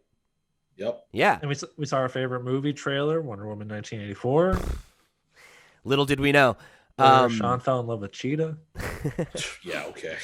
Yeah, so I think like with how multifaceted what DC does is doing something like this where they can control the moment and and not have to compete for oxygen with whatever Marvel trailer also came out that day or whatever. Yeah, it's smart. It makes a lot of sense for them, and I'm glad that they're doubling down on it. I think we thought they would last year, but it being a pandemic pivot, you never really know how that was going to play out. But Yeah. now that it's 2 years in a row, if this is a success, I bet you this is a thing they do indefinitely, It is worth noting. I think when this happened last year, the Fandome, this was pretty early still in the pandemic when there was a big appetite for kind of more virtual based content in general. There was a fervor for just news and stuff to happen because the world had just completely shut down. I wonder now, as specifically in the United States, as more and more restrictions are eased, how much of an appetite there is for an all virtual event like this. People are going to be wanting to do things beyond the confines of their own home, I think that's a pretty reasonable point. I will say that the fact of the matter is that there are a lot of places where you can't necessarily do all that jazz, and conventions are still up in the air as far as like whether or not people are ready for that, whether or not they'll attend, how many people will be able to go. So this just says, hey, we're not alienating anybody. If you can't come, don't worry about it. If you can't, if you don't feel safe or comfortable, it's not a concern. I think that there still is a need for this type of thing. And the fact that, DC are the ones that are fulfilling that need is a good look for them, the same way the last one was a good look for them, because no one else had anything. I don't know about putting it on October, especially because we know now that we will have NYCC. And I was one of the people saying, man, why is DC forsaking, Comic-Con at this point? And of course, last year that was really smart because Comic-Con it was kind of a downer. And New York Comic-Con happened there was a virtual thing, but it wasn't anything that people really were into. Wasn't a Fandome. Yeah.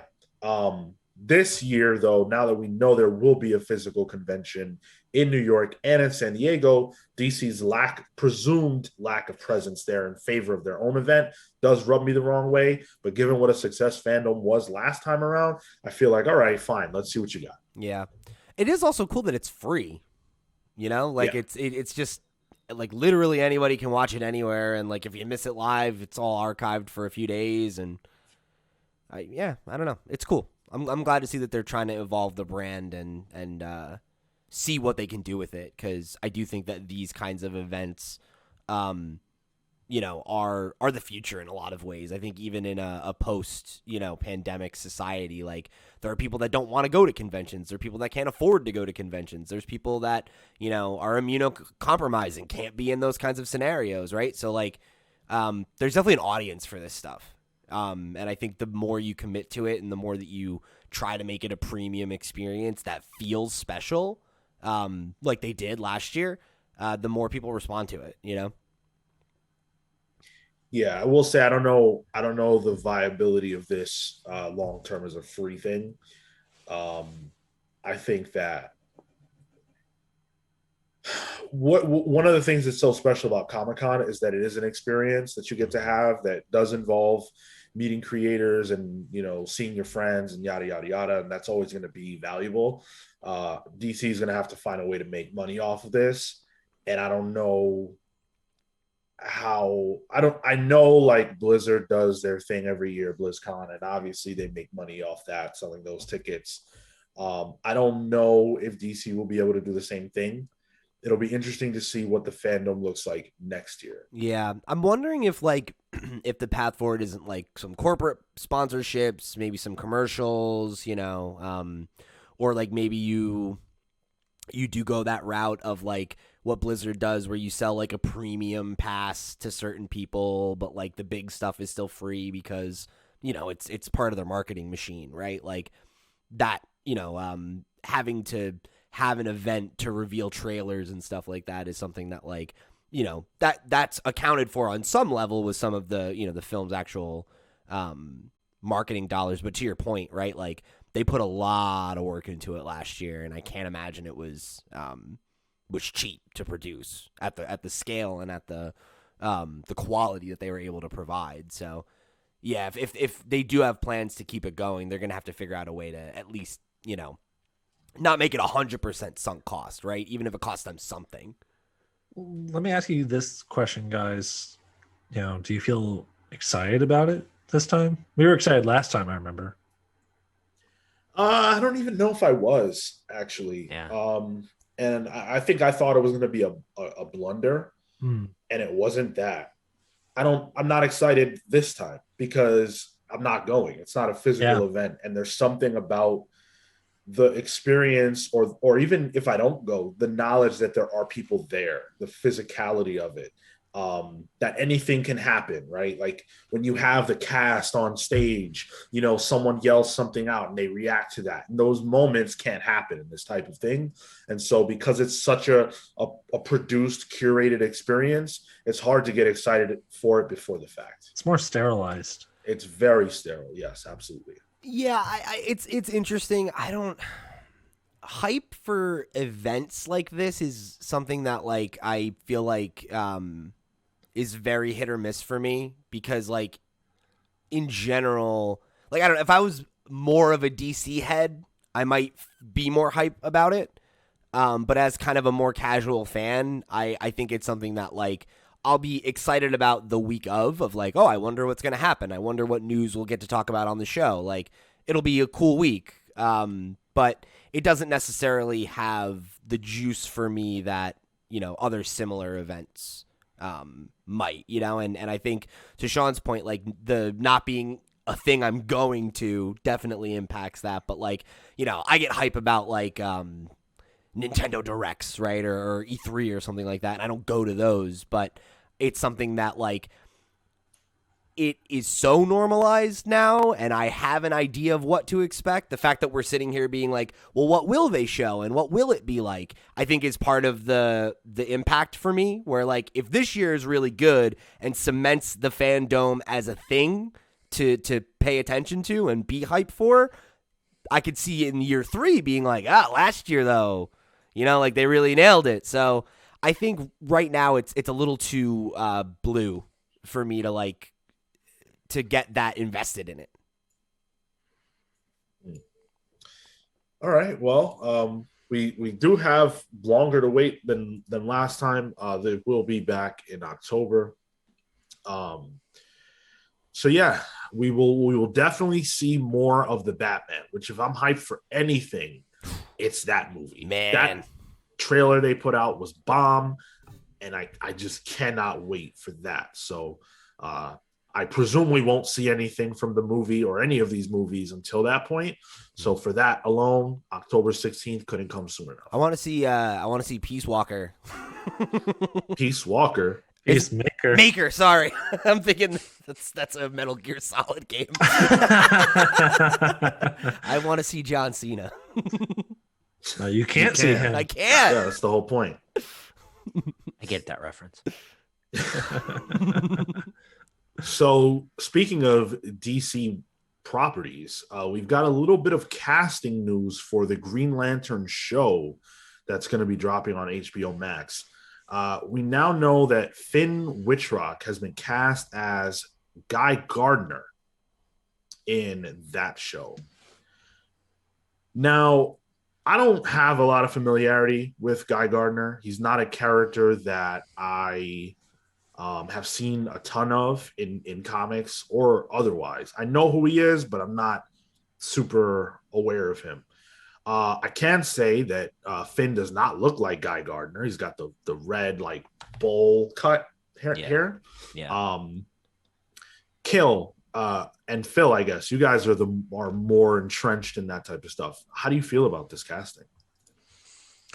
The hair, which is I think one of the more signature Guy Gardner things, is whatever. Like the guy who plays Archie has my color hair, and they just dyed it super bright red, and whatever. But I think the thing that I found the most interesting was in the description of the character. They described him as hyper patriotic. I wouldn't say that about Guy at all. Yeah, there was a period of time where he had powers outside of the Green Lantern power set, and I can't I can't remember what that was called at the time, but I don't recall that it had anything to do with patriotism whatsoever. So I'm curious to see what they're gonna do. Warrior was his name. Yeah, yeah. I'm curious to see what they're gonna do with this character, because the brief synopsis they gave about the show, it really sets Guy Gardner up in an interesting way that fits for the character. Mhm. But again, that hyper patriot thing throws me a little bit. Yeah. Well, Guy Gardner, I would say, is one of those characters that has like a big cult following online. Yeah. If you go on a lot of message boards, I would say Guy Gardner often stands out, at least over the years, is like perhaps the most popular Green Lantern among like internet nerds, if that makes Really? sense. Yeah, I mean that certainly that was my experience growing up during the Jeff Johns era of Green Lantern. Everyone's just clamoring for Guy, clamoring for more Guy Gardner. That's been 13 years since then, and Hal Jordan has certainly reemerged as the Green Lantern. We have a whole generation of people our age who grew up with Jon Stewart in the cartoon iteration. So, I'm not saying Guy Gardner is the most popular Green Lantern, because I certainly think that's not true. But with a certain demographic of nerds, people like that character a lot. His big appeal, though, is that he's extremely brash. Mhm. You see him a lot in like funny panels threads where he'll be like mooning Batman from outside the Justice League Watchtower and stuff like that. His entire gimmick is that he's just a giant pain in the ass wild card. Right. Yeah. With regard to the casting, I don't know. I'm not familiar with Finn in other media. I was reading a little bit. Like, it seems like the thing he's most known for is he worked on American Horror Story. Yeah, and then like there's another. I think there's a spin-off. It looks like American Crime Story. He's like done some stuff on those, but yeah, like he's done a good amount of work, but not a lot of stuff that seems like super breakout. So to me, Guy is a character that can't be the main Green Lantern of a story. When he was on Justice League International in the 80s, he was the main Green Lantern, but he was a secondary character. He was more, he fit a character archetype in that team dynamic, I have no problem with Guy Gardner being in this show. He certainly can't be the main character. Yeah, I'm with you on that. I'm not sure what the goal is with this show. I know that for a while there was talk about a Green Lantern. So there were two concepts that I saw floating around. One was a concept of, I think it was actually Guy Gardner, or no, that was the Green Arrow concept where he was in Supermax prison, which would have worked. That was a cool concept. Yeah, the Green Lantern concept that I saw was a buddy cop idea that they were going to do. Wasn't it like Jack Black attached to that concept or something? I don't know. I think you're thinking of like years ago. Like, okay. I think a long time ago there was a rumor about that project, but I don't think that's related to this. Okay. So have you guys seen the synopsis of what this show looks like it's going to be? No, I was trying to find it. I briefly read it, but my understanding is that it would be more, I guess, more anthology based. Okay. So the Guy Gardner section of the story will take place in the 80s, and then there's an Alan Scott story that will have him as like a secretly gay like FBI agent or something, and then I think there are also like other Space Lantern parts. So it seems like it's going to be more like a Green Lantern core series as opposed to focusing on one lantern. It sounds, based on your description, that sounds like a True Detective type setup where each season or something would focus on a different story with the Green Lanterns or whatever. With Guy Gardner season or an Alan Scott season or whatever. That's all well and good as long as I get my Kilowog season. Yeah. The Poozer. Yeah, I'm less compelled by that. I feel like Green Lantern is a character that they have failed in a lot of ways, and it's weird because I think that there's so much that can be done with that character that people would like. He was huge for a good minute back when Jeff Johns' Green Lantern run was coming out. Like, he was arguably their second biggest character at the time, next to Batman. Like, he was hot. There was a movie made. It's odd to me that it has been such a failure because like you said, right? I think Green Lantern is certainly a concept that is like super well known, and like you think about, you know, the different at bats they've had recently with like wanting to set up teams and stuff like that. Like, there's so many Green Lantern characters that are like beloved, and you know, like you could easily have a Green Lantern franchise or a Green Lantern on any team and not have to do John Stewart or, you know, Hal Jordan or Guy Gardner. Like, it could be anybody, right? So if it was like do we really want another like white dude on the team? It's like, oh, it doesn't have to be, like, you know, and like they're characters that like Phil said, like, of any of them, John Stewart would be the one I'd be the most excited to see because he's the one I remember from the Justice League cartoon. And that's like, that is my, you know, original touch point for DC characters.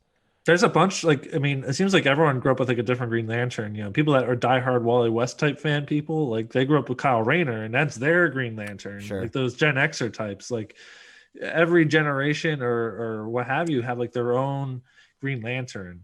And so there is a room for just so much stuff you can do with it in a larger adaptation sense, and maybe this show does that. You know, we'll have to wait and see, but to me this feels kind of hypeless for something that's gonna be on HBO.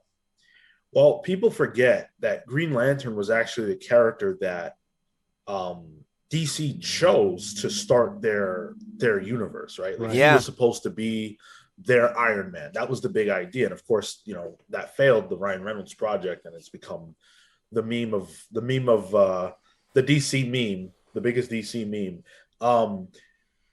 I think that they got kind of scared and they learned the wrong lessons from that. Green Lantern, DC? Right? Green Lantern should not be relegated to a TV show. And I understand that these shows now are elevated and we're supposed to think of them differently, but Green Lantern should have been in the Justice League movie. He should have been one of the original 7 that they were going with. And the fact that that's not the way they've done it is kind of weird. I think a show like this works really well as a side piece to a movie. But you're introducing not only the concept of the Green Lanterns, but then several different ones all throughout these different eras at the same time. I think that's a lot. And I'm certainly not saying it can't work. I'm sure it can work. Will it work? I think is a different question. And I'm not sure the answer. In fairness, HBO is often delivers when it comes to stuff like this. That, I think, is the thing that has me a little bit more confident in it than it sounds like you are, Sean. Just knowing that, like, with HBO, like, you're going to get a certain level of budget, you'll be able to attract a certain level of talent. That maybe that could be a really cool inroad for Green Lantern, because, like, you think about, you know, we talked about this a lot with, like, Wonder Woman before the first movie, of that, like, she in the comics is like a character that is on the level of Batman or Superman, but like for our generation hadn't had that cultural touchstone in the way that like the TV show was for like our parents' generation or whatever. And like I feel like with Green Lantern, to the point you made earlier, Sean, right? The one popular culture touchstone in recent memory is like one of the biggest flops, meme, whatever you want to call it. That kind of, I think, made the stock of that character take a hit in like the public consciousness. And I could imagine like a really cool, you know, different dynamic, maybe a little bit like grittier HBO series that shows you like there's so much more to the Green Lantern than you realized. And that like there's this vast mythos and all this stuff as kind of like a, You got a taste of that? You like that? Cool. Green Lantern's relevant again. Now let's try to go that more traditional route now that we've kind of like, you know, clawed back a little bit of that cachet, a little bit of that coolness factor, you know? I wonder if that might work out in their favor for this one. Or at least I hope so. I think it'll be really telling which Green Lanterns are a part of this show and which ones are not. I think that that's going to be very interesting because if they don't do, if Hal's not a part of it, if Jon Stewart's not a part of it, then that tells me that they're saving those characters for something else. Do you like the idea of that, or do you think that would diminish your enthusiasm for the show because it's missing those A characters, or would you rather them save them? I think what it tells me is that they want to introduce those characters in a more specific way that's really about them, and that the show is more about the concept of Green Lanterns in general. Personally, I don't think that that's the way to introduce the concept, because it is such a big thing that, you know, the idea that it starts from one guy, the idea that it starts from Hal or it starts from John, and then you go backwards in time and you say, and by the way, all these other lanterns have existed with a show down the road. I think that makes a lot of sense. Doing it the other way is a little rough because there's no guarantee that the audience you need to see, or the audience that needs to see this show, will have seen this show. Sure. All the things about the memification of the Green Lantern will still be true when this show comes out. The only difference is that accessibility will prevent a wider audience from watching this, whereas with a movie, all you need is a ticket. And hype will get people through the door for that, whereas it may not for a show that you have to subscribe to a streaming service for. So I'm very curious as to how this whole thing's going to play out. I don't think it's smart, but if the show is good, that's always the most important factor. Right. Like if it's as good or like at least of a relatively similar quality, maybe not as like intelligent as like Watchmen, I could see that buzz being really helpful for a proper Green Lantern movie of like, oh, you know, it feels like they're figuring it out, you know? But to your point, yeah, like HBO is certainly not as accessible. Yeah. Quickly, let me read the official synopsis. Sure. It says, this is from the Bleeding Cool announcement. Beginning on Earth in 1941 with the very first Green Lantern, secretly gay FBI agent Alan Scott, and 1984 with cocky alpha male Guy Gardner and half-alien Bree Jarta. Along the way, I missed a part. Stemming from Berlanti Productions in association with Warner Brothers, the series narrative is expected to span decades and galaxies. Beginning on Earth in 1941 with the very first Green Lantern, Alan Scott, and 1984 with cocky alpha male Guy Gardner and half-alien Bree Jarta. Along the way, they will encounter a number of both new and familiar lanterns. Wittrock's Gardner is described as a hulking mass of masculinity and, quote, an embodiment of 1980s hyper-patriotism, yet, unquote, yet much like the comics.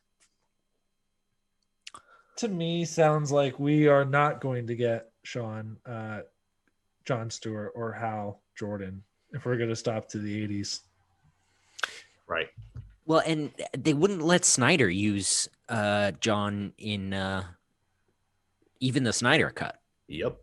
The Martian Manhunter cameo that was supposed to be Green Lantern. Yeah. I didn't realize that this was a Berlanti joint. Yeah, that's a bummer. That dude's been trying to get Green Lanterns in his stuff for fucking years. Well, we'll find out more about that as the story develops, but it's an interesting concept to say the least. One thing we're sure about, though, is that Invincible is coming back. Let's go. So Season 1 resolved this past Friday, and on that same day, well, the day before, it was announced through Twitter that we would be getting not just a season 2, but a season 3 of the show.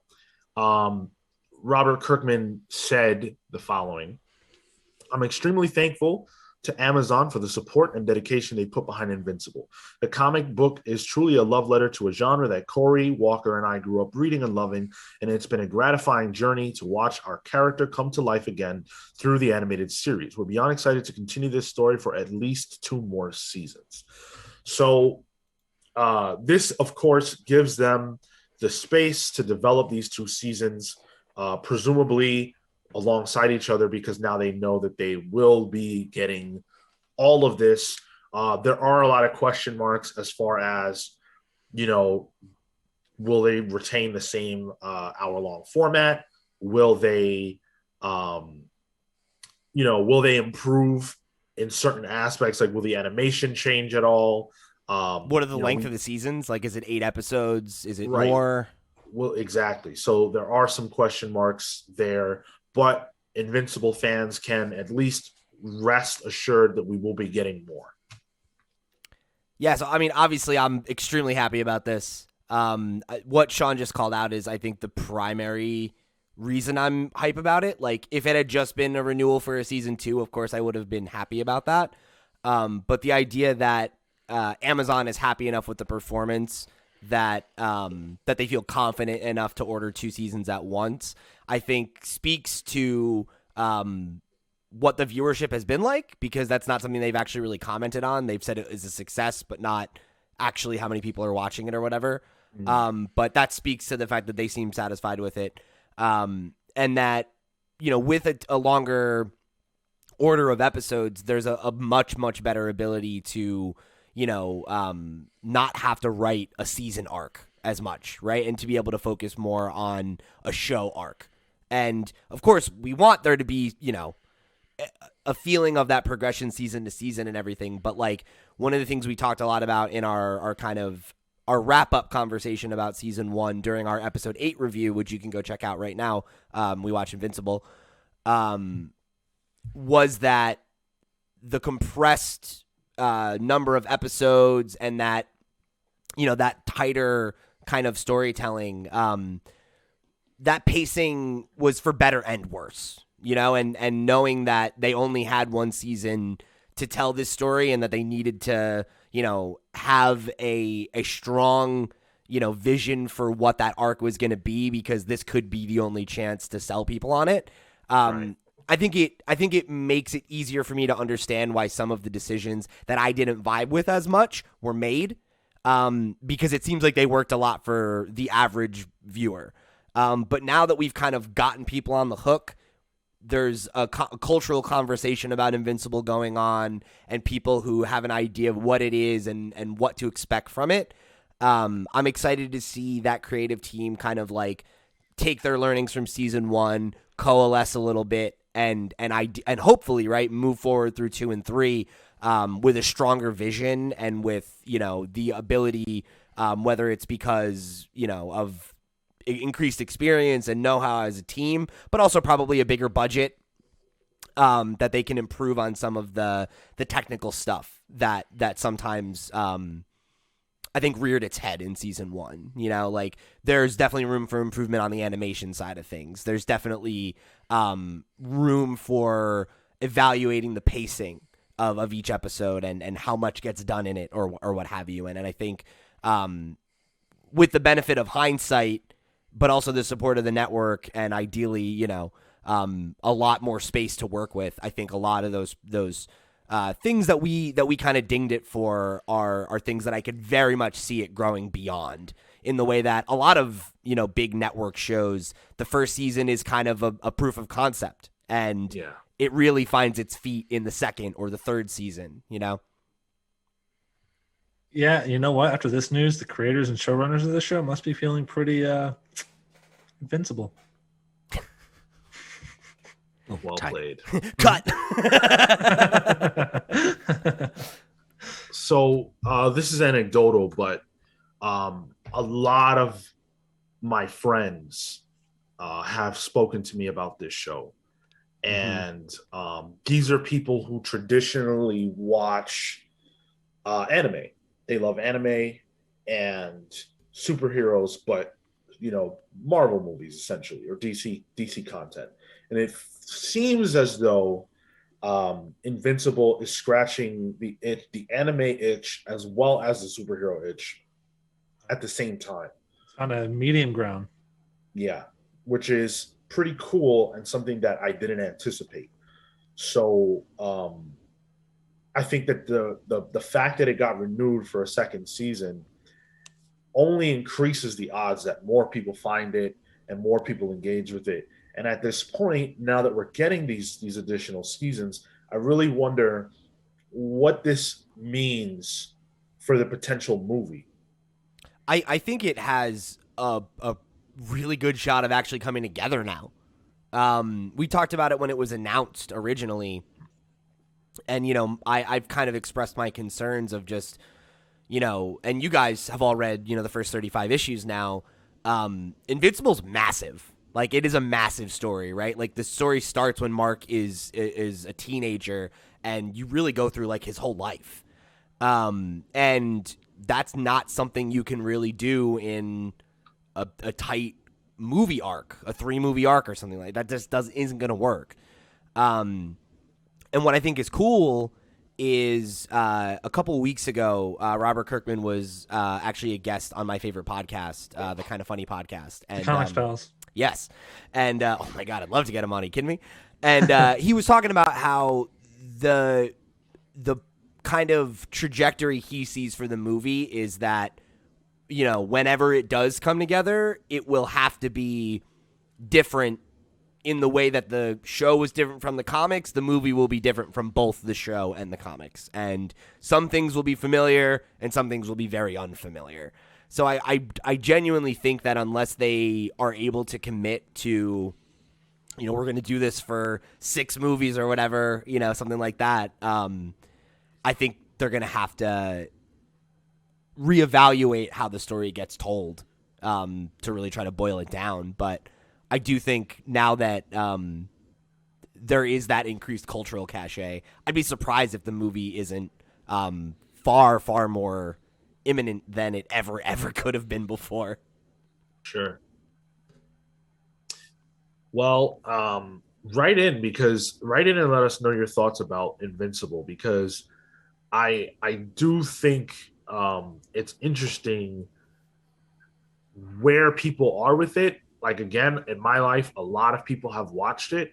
I haven't necessarily followed the conversation on Twitter, so I don't know if it's broken ground, the world over.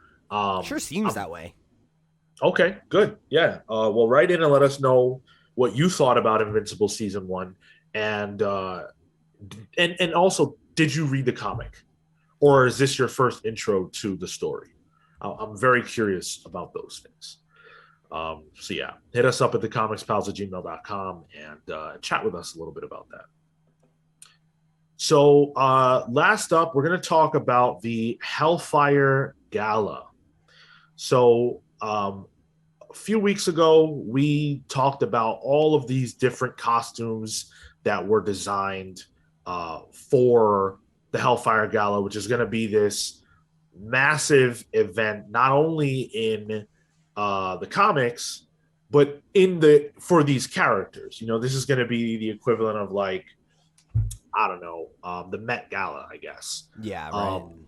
And not only are we going to, or I'm sure there's going to be another dinner scene and all of that, and presumably some form of a red carpet, but there will also be the debut of the new X-Men team. So lots to look forward to for this event. We don't have terribly long to wait because it will be kicking off in June, but we wanted to show off all of the looks that have been revealed. I think there's something like 65 that are out now. And a lot of them came from the Hellfire Gala special that came out this past week, the free issue. which we thought was for Free Comic Book Day, but it turns out Free Comic Book Day is actually just in August again this year. Okay. I wasn't able to get a copy of the free issue, which sucks, but Midtown didn't have any. I really wanted to check it out. But in any event, we're gonna actually show off these awesome costumes here as I switch over to that on YouTube for you guys. So on YouTube, if you're watching us on YouTube, you'll be able to see us taking a look at all of these awesome costumes. Here we go. So this is the cover of the Marauders 21 issue, and it showcases 5 of the Marauders members. So here we have Pyro, and this is such a weird look. He's got the face, the skull tattoo. Yeah. The skull tattoo, which we thought was a crazy but fun look for him. Here it does add to the design of his costume. I like how they incorporated that. Yeah. This is not something you could really ever wear in the street, but in the Hellfire Gala, I think this is perfect. I like the flames on his shoulders and on the arm of his jacket. Of course, again, speaking to what Pyro is and his mutant power. I do kind of wish they actually incorporated his mutant power into his look, as they have done for other characters. We can see it here with Iceman. Sure. I think that would be really appropriate for Pyro, but what do you guys think about Pyro here? We'll have to settle for the tassels. I was gonna say, like, it's funny, like you said the thing of like you could never like wear this out, but like it's such a like I could see him wearing this in like Miami. You know, like you could if you weren't a coward. That's fair. If you're bold as fuck. Like, I love that it's just his shirt is just like a fringe like drape. You know, like it's awesome. I want to see Pete in this outfit. If I'm being honest, Dude, I feel like I could rock it. Yeah, man, I'm not joking. I genuinely really like the color of it. Like the maroon like suit look with the tan shoes is pretty sick. Yeah. Unreal. Just regular fucking shoes too. Yeah, they are kind of just like brown regular dress loafers or shoes. whatever. They're just nice. Yeah, they're just good looking loafers. Like, all right. The guy who made the suit was just like, oh yes, and surely you must have some nice pyro footwear or whatever. He's just like, oh, I just got these brown shoes. Hey man, sometimes a classic is all you need. Next up is Sebastian Shaw, who is wheelchair bound. He's seen better days. Yeah, he got roughed up pretty good by Kitty and Emma in a recent issue of Marauders, and not only is he rocking his wheelchair, but he's also in an eye patch. He looks pretty Sebastian Shaw. There's nothing. Yeah. The Professor Xavier look is quite an interesting look since Charles retired that look for Krakoa these days. So he's kind of doing a throwback there, but by being in a wheelchair. That's right. Professor X's signature look. That's right. I gotta tell you though, he dresses up well for a man who has been, like I said, seen better days. Yeah, it's cool. Like, it's not a bad look. It's just a little plain. Like, it doesn't look like something that's that outlandish for him to be wearing normally. So, like, I kind of wish it was a little bit more, like, high fashion, because that's kind of the thing, you know? I'm glad it's not, because so in story, all the looks are designed by Jumbo Carnation, who is obviously very aligned with Emma, and I don't think that they would be lending their talents to him. Yeah, that makes sense. So he's also a very, like, kind of, rigid person. So I definitely see him not really playing into the whole gala thing, especially with what he's been through lately. That makes sense. Moving on to Banshee, though. I have opinions. Okay. Cape, tremendous. I love it. That cape. Yes. Love it. Brilliant. I would kill to wear that cape every single day for the rest of my life. The fact that it, like, also looks like a blazer is, like, fucking Tremendous. really, it's so cool. A+. Love the fur? The fur, incredible. Hmm? The suit, terrible. I hate that blazer, that jacket. I hate that the tie isn't attached to anything. Oh, Why I wear the tie? like it. No. I like it. Throw out the whole man.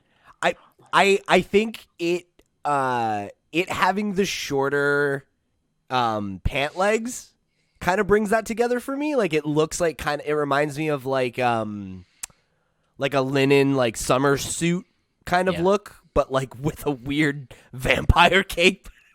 I'm here for it. I don't know. It's a good look, I think. Pants are completely unobtrusive. They're very sartorial. They're fine. Gloves, I even like the gloves. That jacket and tie have to go. Now, I'd like to draw attention, gentlemen, to the fact that, like Pyro, my man is wearing normal ass shoes. With no socks. It's a hip look, dude. It's very modern. Yep. Neither of them are wearing socks by the look of it. Lots of... No, I think... they might be full boots, but it looks like Sebastian is. No. I meant Pyro and Banshee, of course. Oh, sorry. Yeah. What do you really do with men's shoes, though? Like, it's kind of, Yeah. You either get crazy gaudy boots or shoes. And I feel that doesn't work with like a suit look, you know? Yeah. I love this Banshee look. He looks like a very regal Irish lord. Dude, I love it. But a bit of a punk. Yeah. Which is definitely Banshee's energy. Speaking of energy, we move on to Bishop, and I don't know what's going on here, man. This is weird. It's like very like it's got like that BDSM like leather inspired. I'm like not even kidding. Like it's like that like 80s like post-punk like new wave kind of goth, you know, like this is something I could see somebody who's like really into The Cure listening to or something, but like also mixed with that hyper sexual like 90s, you know, energy. Like I like the fact that he's got that like like the chain around his bicep that's like not attached to anything is like, yeah, all right, bro. Like that's fucking cool. That's a look. My dude legit looks like he could just show up at a club like that. Those pants are like tight as fuck too. Like it looks like he's just like skin tight red leather pants. That is a statement, dude. I really hope that there's not like a breakout of a fight at the Hellfire Gala, because they're gonna have problems. Like you think about what Rachel Gray is wearing, those crazy heels. Yeah. Look at Iceman. Like what is happening? They're similarly crazy heels with no heel too. So it's like it's all like on the front of the like balls of his feet. Like Yo, speaking of balls and a fight breaking out, if a fight does break out, Bishop's absolutely just gonna break out of his pants. I'm imagining him just doing like the like strongman just immediately breaks out of the fucking jacket and he's just running around in these tight leather pants, fucking people up. You probably can't even go ahead, Kill. It's gonna be that Lionel Richie split pants and his dick falls out.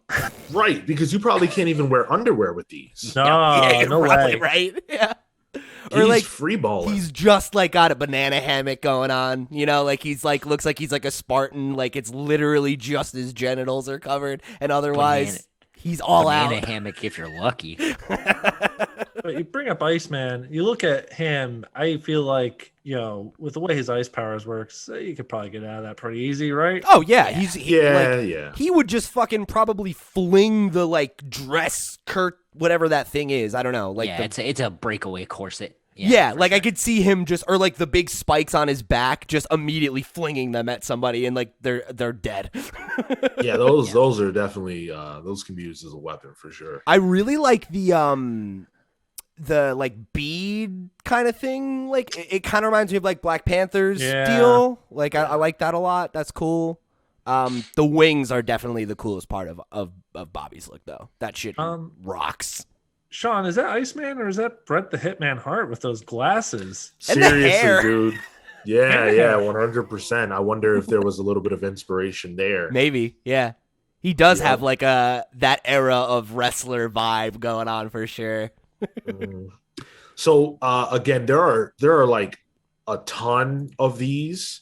Good. This is And- the episode. Yeah, like probably too many for us to just to go through with the degree of scrutiny that we just did. We'll move a little quicker. You Yeah, can we see could- Pete in there in that next one. Yep. We can do some Whoa, more. look at that fucking Xavier one. Holy shit.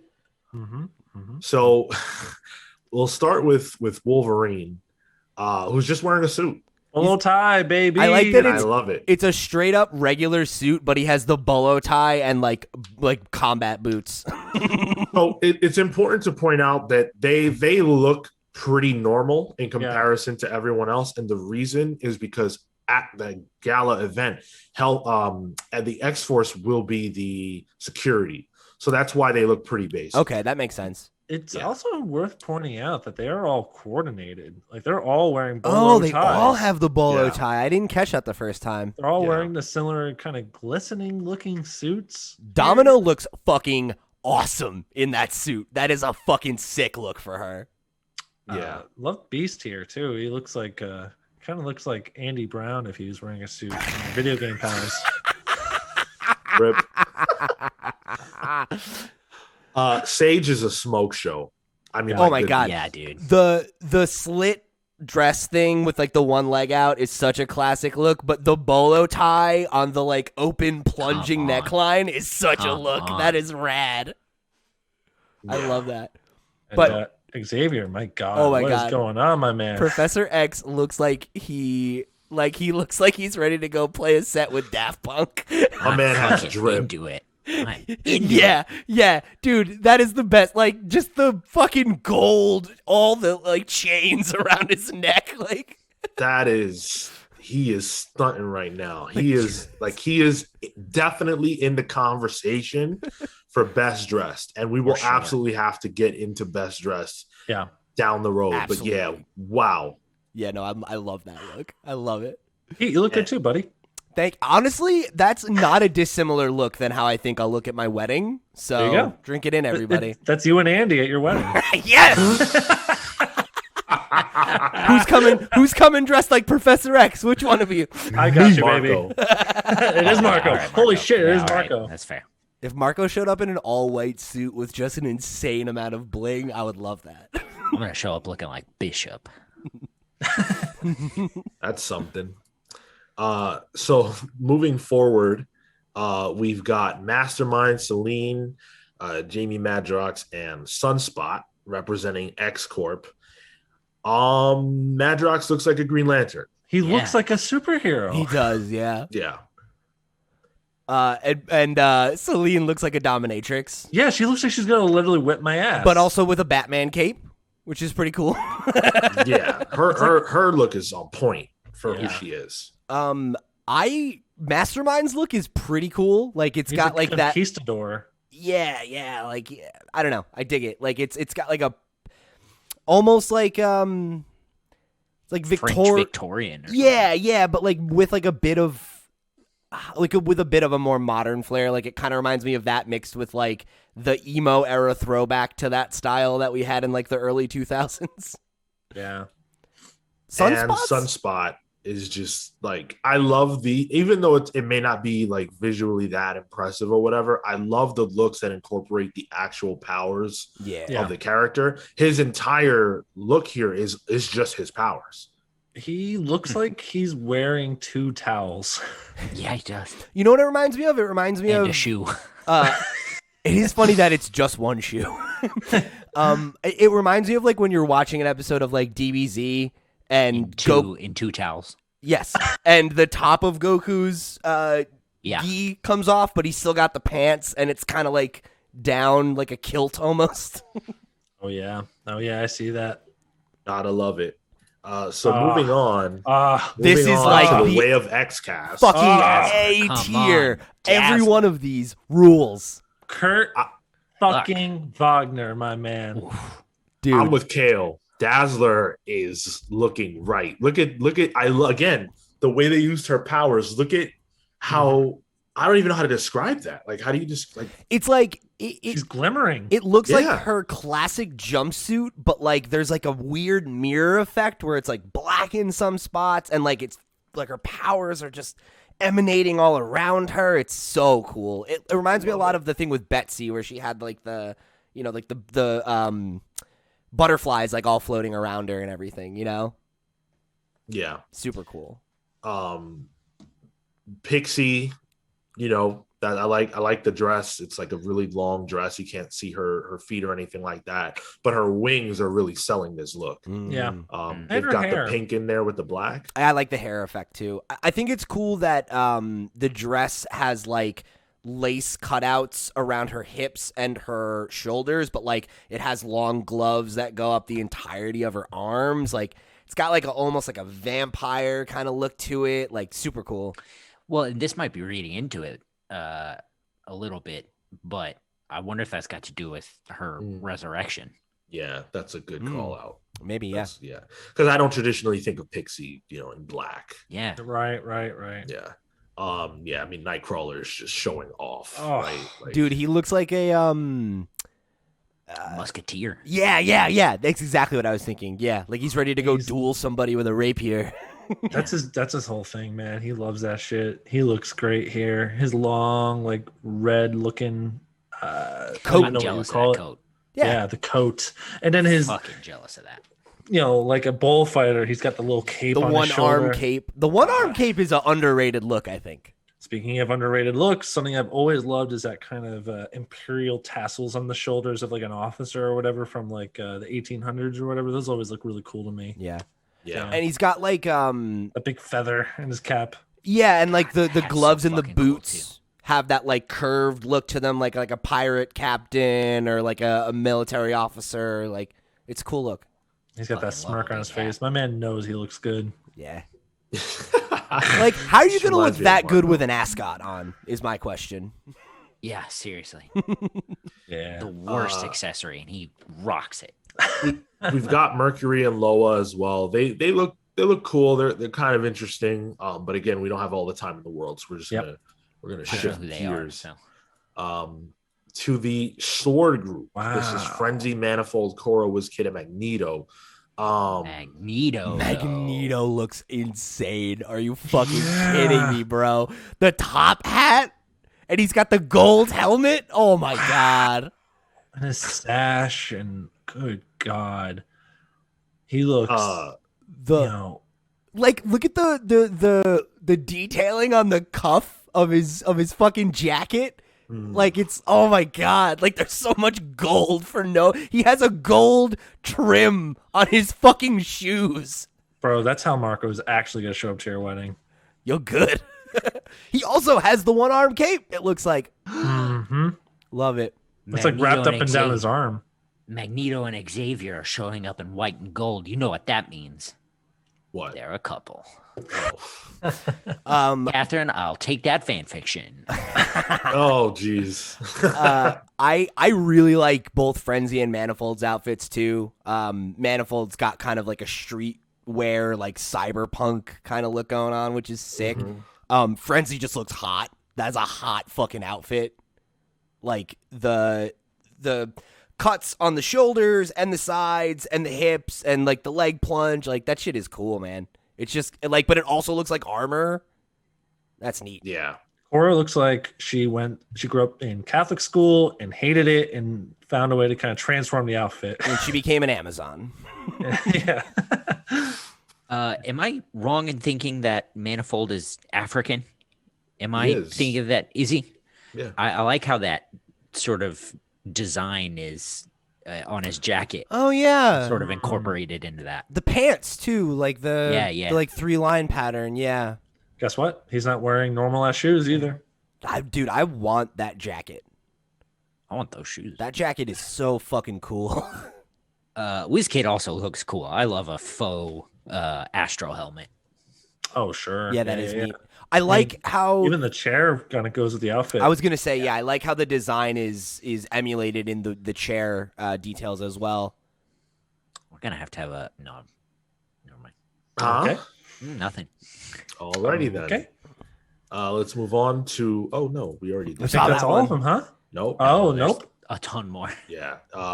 So we're on the New Mutants now: Mirage, Warlock, Karma, Magic, and Warpath. Magic. Holy shit. Magic looks so cool. Oh yeah. Oh yeah. Wow, there's a lot going on there, huh? I like the horns. The horns are really neat. The fact that her whole dress doesn't look like it actually exists and it's just like a ghost dress. Are you fucking kidding me? I think I'll be interested to see that one sort of moving in practice. Yeah. Yeah. Which is a dumb thing to say about a comic book, but like I'm interested to see how it's going to be presented. Yeah, You know? yeah, I'm And with that. I really like the contrast between the ethereal stuff having color and the rest of her look being just mono black is really, really cool. Warlock looking totally normal here. He has a bow tie. He's got a bow tie. He's doing the best he can, Phil. That's right. He doesn't have a lot to work with. And then Warpath. I mean, my God, you thought like for me, he's doing too much. Yeah, those shoulders are.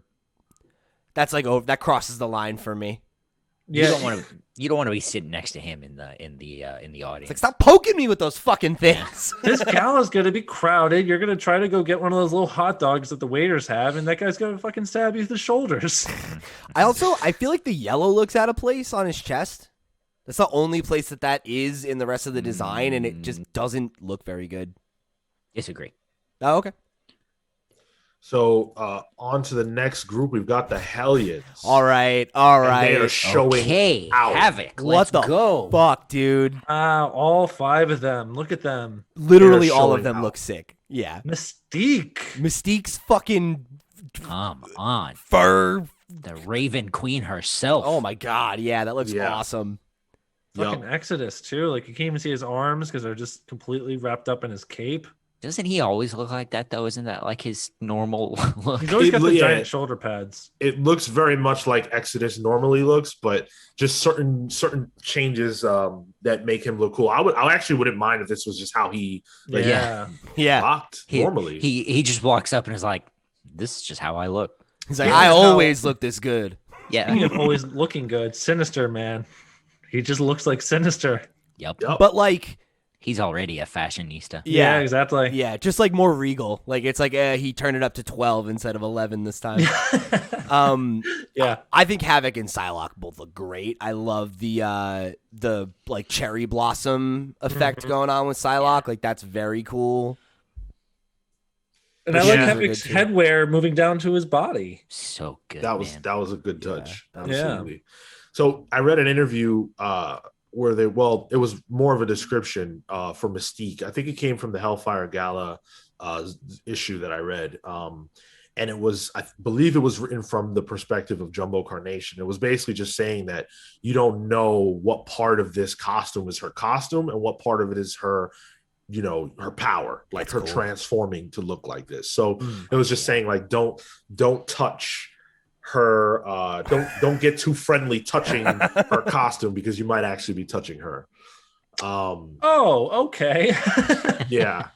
And in the what I read, it said that Mystique is attending the event alone, and then she responds and says, "For now." Oh shit. That's Okay. going back to the beginning of You Hoxpox. Fucking go, everybody. To pull on that real quick, we'll get back to our critiques of the designs, but issue 20 of X-Men, which is due out next month, is actually on the main cover it shows you Nimrod, but the comic itself is actually, at least in part, about Mystique once again asking for them to resurrect Destiny and inquiring about where we're at with that. Well, So Nimrod and Mystique and Destiny. These are old threads we're pulling on. yeah, That's absolutely. exciting stuff. Important stuff. Yeah, I can't wait till we get that issue. But we've got some more designs to go. Here is the Excalibur crew: Jubilee, Gambit, Gloriana, Richter, and Monarch. Yo, Monarch looks like the Joker. Yeah, right. he does. Gambit looks like a fucking drug dealer in a Michael Bay movie. He looks like a vampire drug Gambit. dealer. Yeah. He looks like Gambit.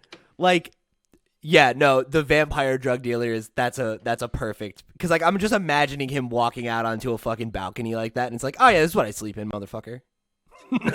He woke up like that. Yeah. I wasn't really inspired by any of these. I didn't think they were too terribly inventive.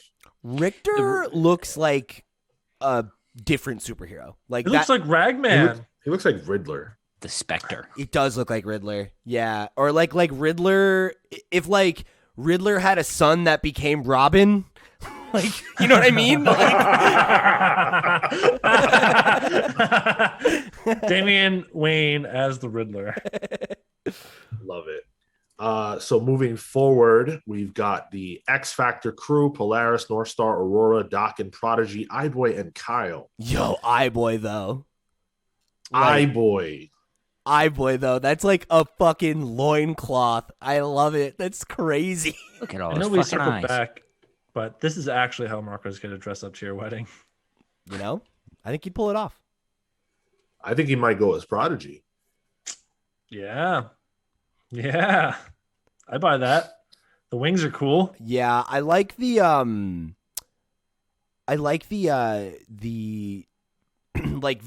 like where that sits. Like the fact that it's like under the chest line, and then it kind of is like it's almost like what do they call those things on wedding dresses? Like the trail or whatever. Yeah, a train. Yeah. I think that's pretty sick. Polaris too, by the way. Great look. Yeah, it's very simple, but like very striking. Yeah. Like that with like the slicked back hair, like that looks like a very like high fashion type look, you know? My man Dokken is just gonna go to the gala with bare feet. Yeah, right? Like that's a move. So's iBoy.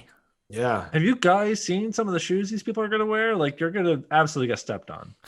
Yeah. Maybe they want that. I do like that Dokken. I like the what's it called? Like asynchronous like design where it's like half of it has the pattern and then the rest of it looks normal. Like that's a very cool look to give that like a splash of print rather than like have the whole thing be like overly stylized or whatever. Yeah, it's good stuff. Let's move on to the X-Men. Yo. Sunfire, Sync, Colossus, Wolverine, and Cannonball. Colossus was trending on Twitter due to this look. People have had thoughts. Yeah, dude, it's fucking awesome.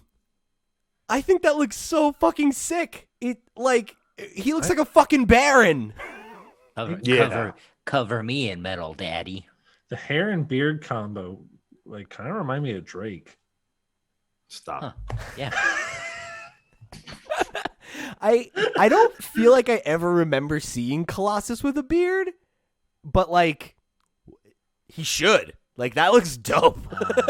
It's fairly recent. Yeah. It's around. Yeah. Yeah. I really like Sunfire's. Oh yeah. Big time. He looks fucking fly. He's got like this kind of emperor looking helmet on too. Yeah. Like, whew. I am super into Sync's look. I feel like that looks like a thing I could actually see like a musician wearing. Yeah, I was thinking that too. Like he just looks like if I found out this was like he's a record producer, I'd be like, yeah no, I buy that. Yeah. He does just look like a producer. Yeah.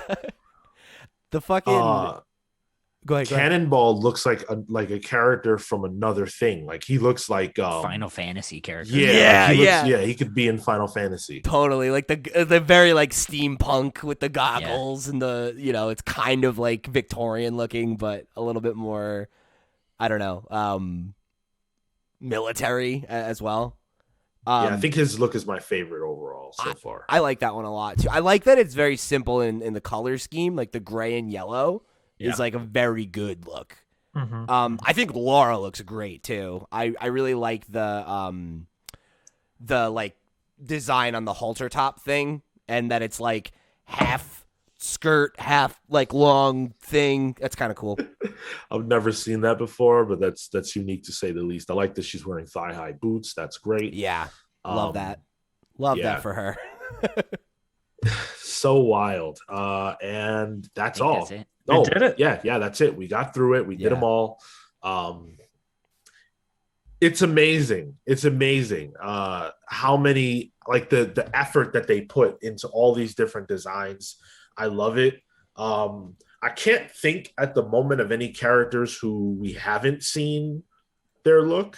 I feel like all the ones that we were questioning, we saw this time. Yeah, yeah. I don't think we've seen Cable yet, Kid Cable, but he's not on any particular team, so that might be something we have to wait for the actual event itself. But yeah, so many amazing looks coming for the Hellfire Gala event. I can't wait for this. I content wise, I really don't know what to expect, honestly. Like, they're promoting this book by showing us how the characters are going to look in it, and that's very unique. So I don't know what to expect, but I think it's going to be great. It's working. Guys, should we do a fashion episode? Oh, I like this a lot. I would would dress up for an episode. We should all dress up the episode. We have to decide who. When you said, John, we're gonna like rank everybody's outfits, that would be hilarious if we all came in suits or something. Yeah, I'm not doing that. Oh, better than suits. Come on. All right, fine. Challenge accepted, motherfucker. I'm coming, All right. dude. Yeah, You guys can do all that, and I'll judge if you want. But perfect. Yeah, I'm really excited for this book, man. Like, I really think it's gonna be fun, and I think that like this kind of thing is what is so cool about Krakoa. You know, it's the sociological stuff that the mutants get to do, and like mutant fashion, not something we've ever really thought about too much if it wasn't for combat. So Disagree. There's a whole era of 80s fashion. Fair. Storm's 80s look is fucking iconic as all hell. That's true. But yeah, I'm excited to see. Like, I almost don't care what happens. Like, I just kind of want to see the event, you know? you're gonna care when we're reading it. That's true. If it sucks. We're definitely gonna see the first law of Krakoa go in effect at this gala, baby. Oh man, I hope so. Oh boy. Well, that's gonna do it for our conversation about the costume. I encourage you, if you were listening to that without looking at these costumes, you should really go see them for yourself. Yeah. Bleeding Cool actually has an article where they show off all 64 looks that have been revealed so far. So if you are curious, you should really go check those out. They're awesome. They're very unique. I know that, you know, not all comic book fans are necessarily caring about the fashion side of this event, and I normally wouldn't either, but the fact that this is how they're choosing to promote it is fun, and it's different, and you know, we can have fun in comics too. So it's cool stuff. Hopefully you guys enjoyed our conversation with Declan today. Once again, we want to shout out Time Before Time, which is coming out on May 12th.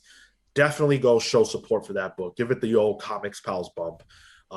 I really, really stand by the quality of it. We got to read it ahead of time, thanks to Declan and Image. You really want to read it. It's worth your while for sure.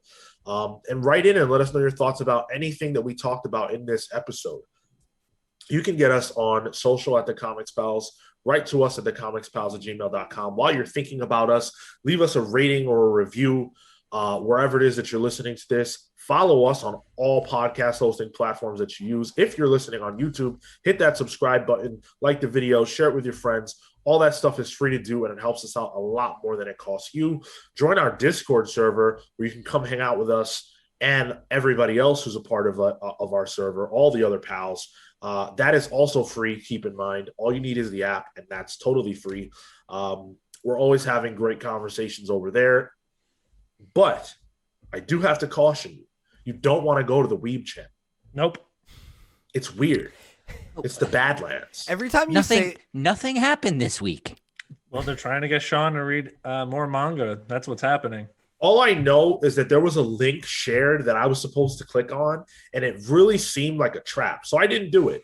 It was fine. Every time Was that it a trap? Yeah. talks about this, it just reminds me of Mufasa warning Simba, you know, like, stay away. That's don't go over there. Everything the light touches is our kingdom. Oh, what's that? That's the Weeb channel. You stay away from the Weeb channel. We need that meme put together ASAP.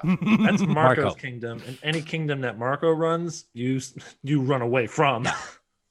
But that just means Sean's gonna get trampled by the Weeb hyenas, and We'll lose our king. Sorry. That aside, check out our Invincible rewatch finale. The show has wrapped. Go listen to that. We still want to promote our interview with Garth Ennis. It was awesome. We encourage you guys to check it out. We've gotten a lot of feedback from you guys. We would love for all of you to hear it. Let's run those numbers up. It was a great interview, and he is, of course, a legend in this industry. So, I think you want to hear it. And, of course, our book clubs. What did we just put out? We put out the Falcon Cap. Yeah, Sam Wilson, Captain America book club. That was awesome. Definitely go check that out. We've got a ton of other ones out there for you guys to listen to. Take the Comics Pals Challenge.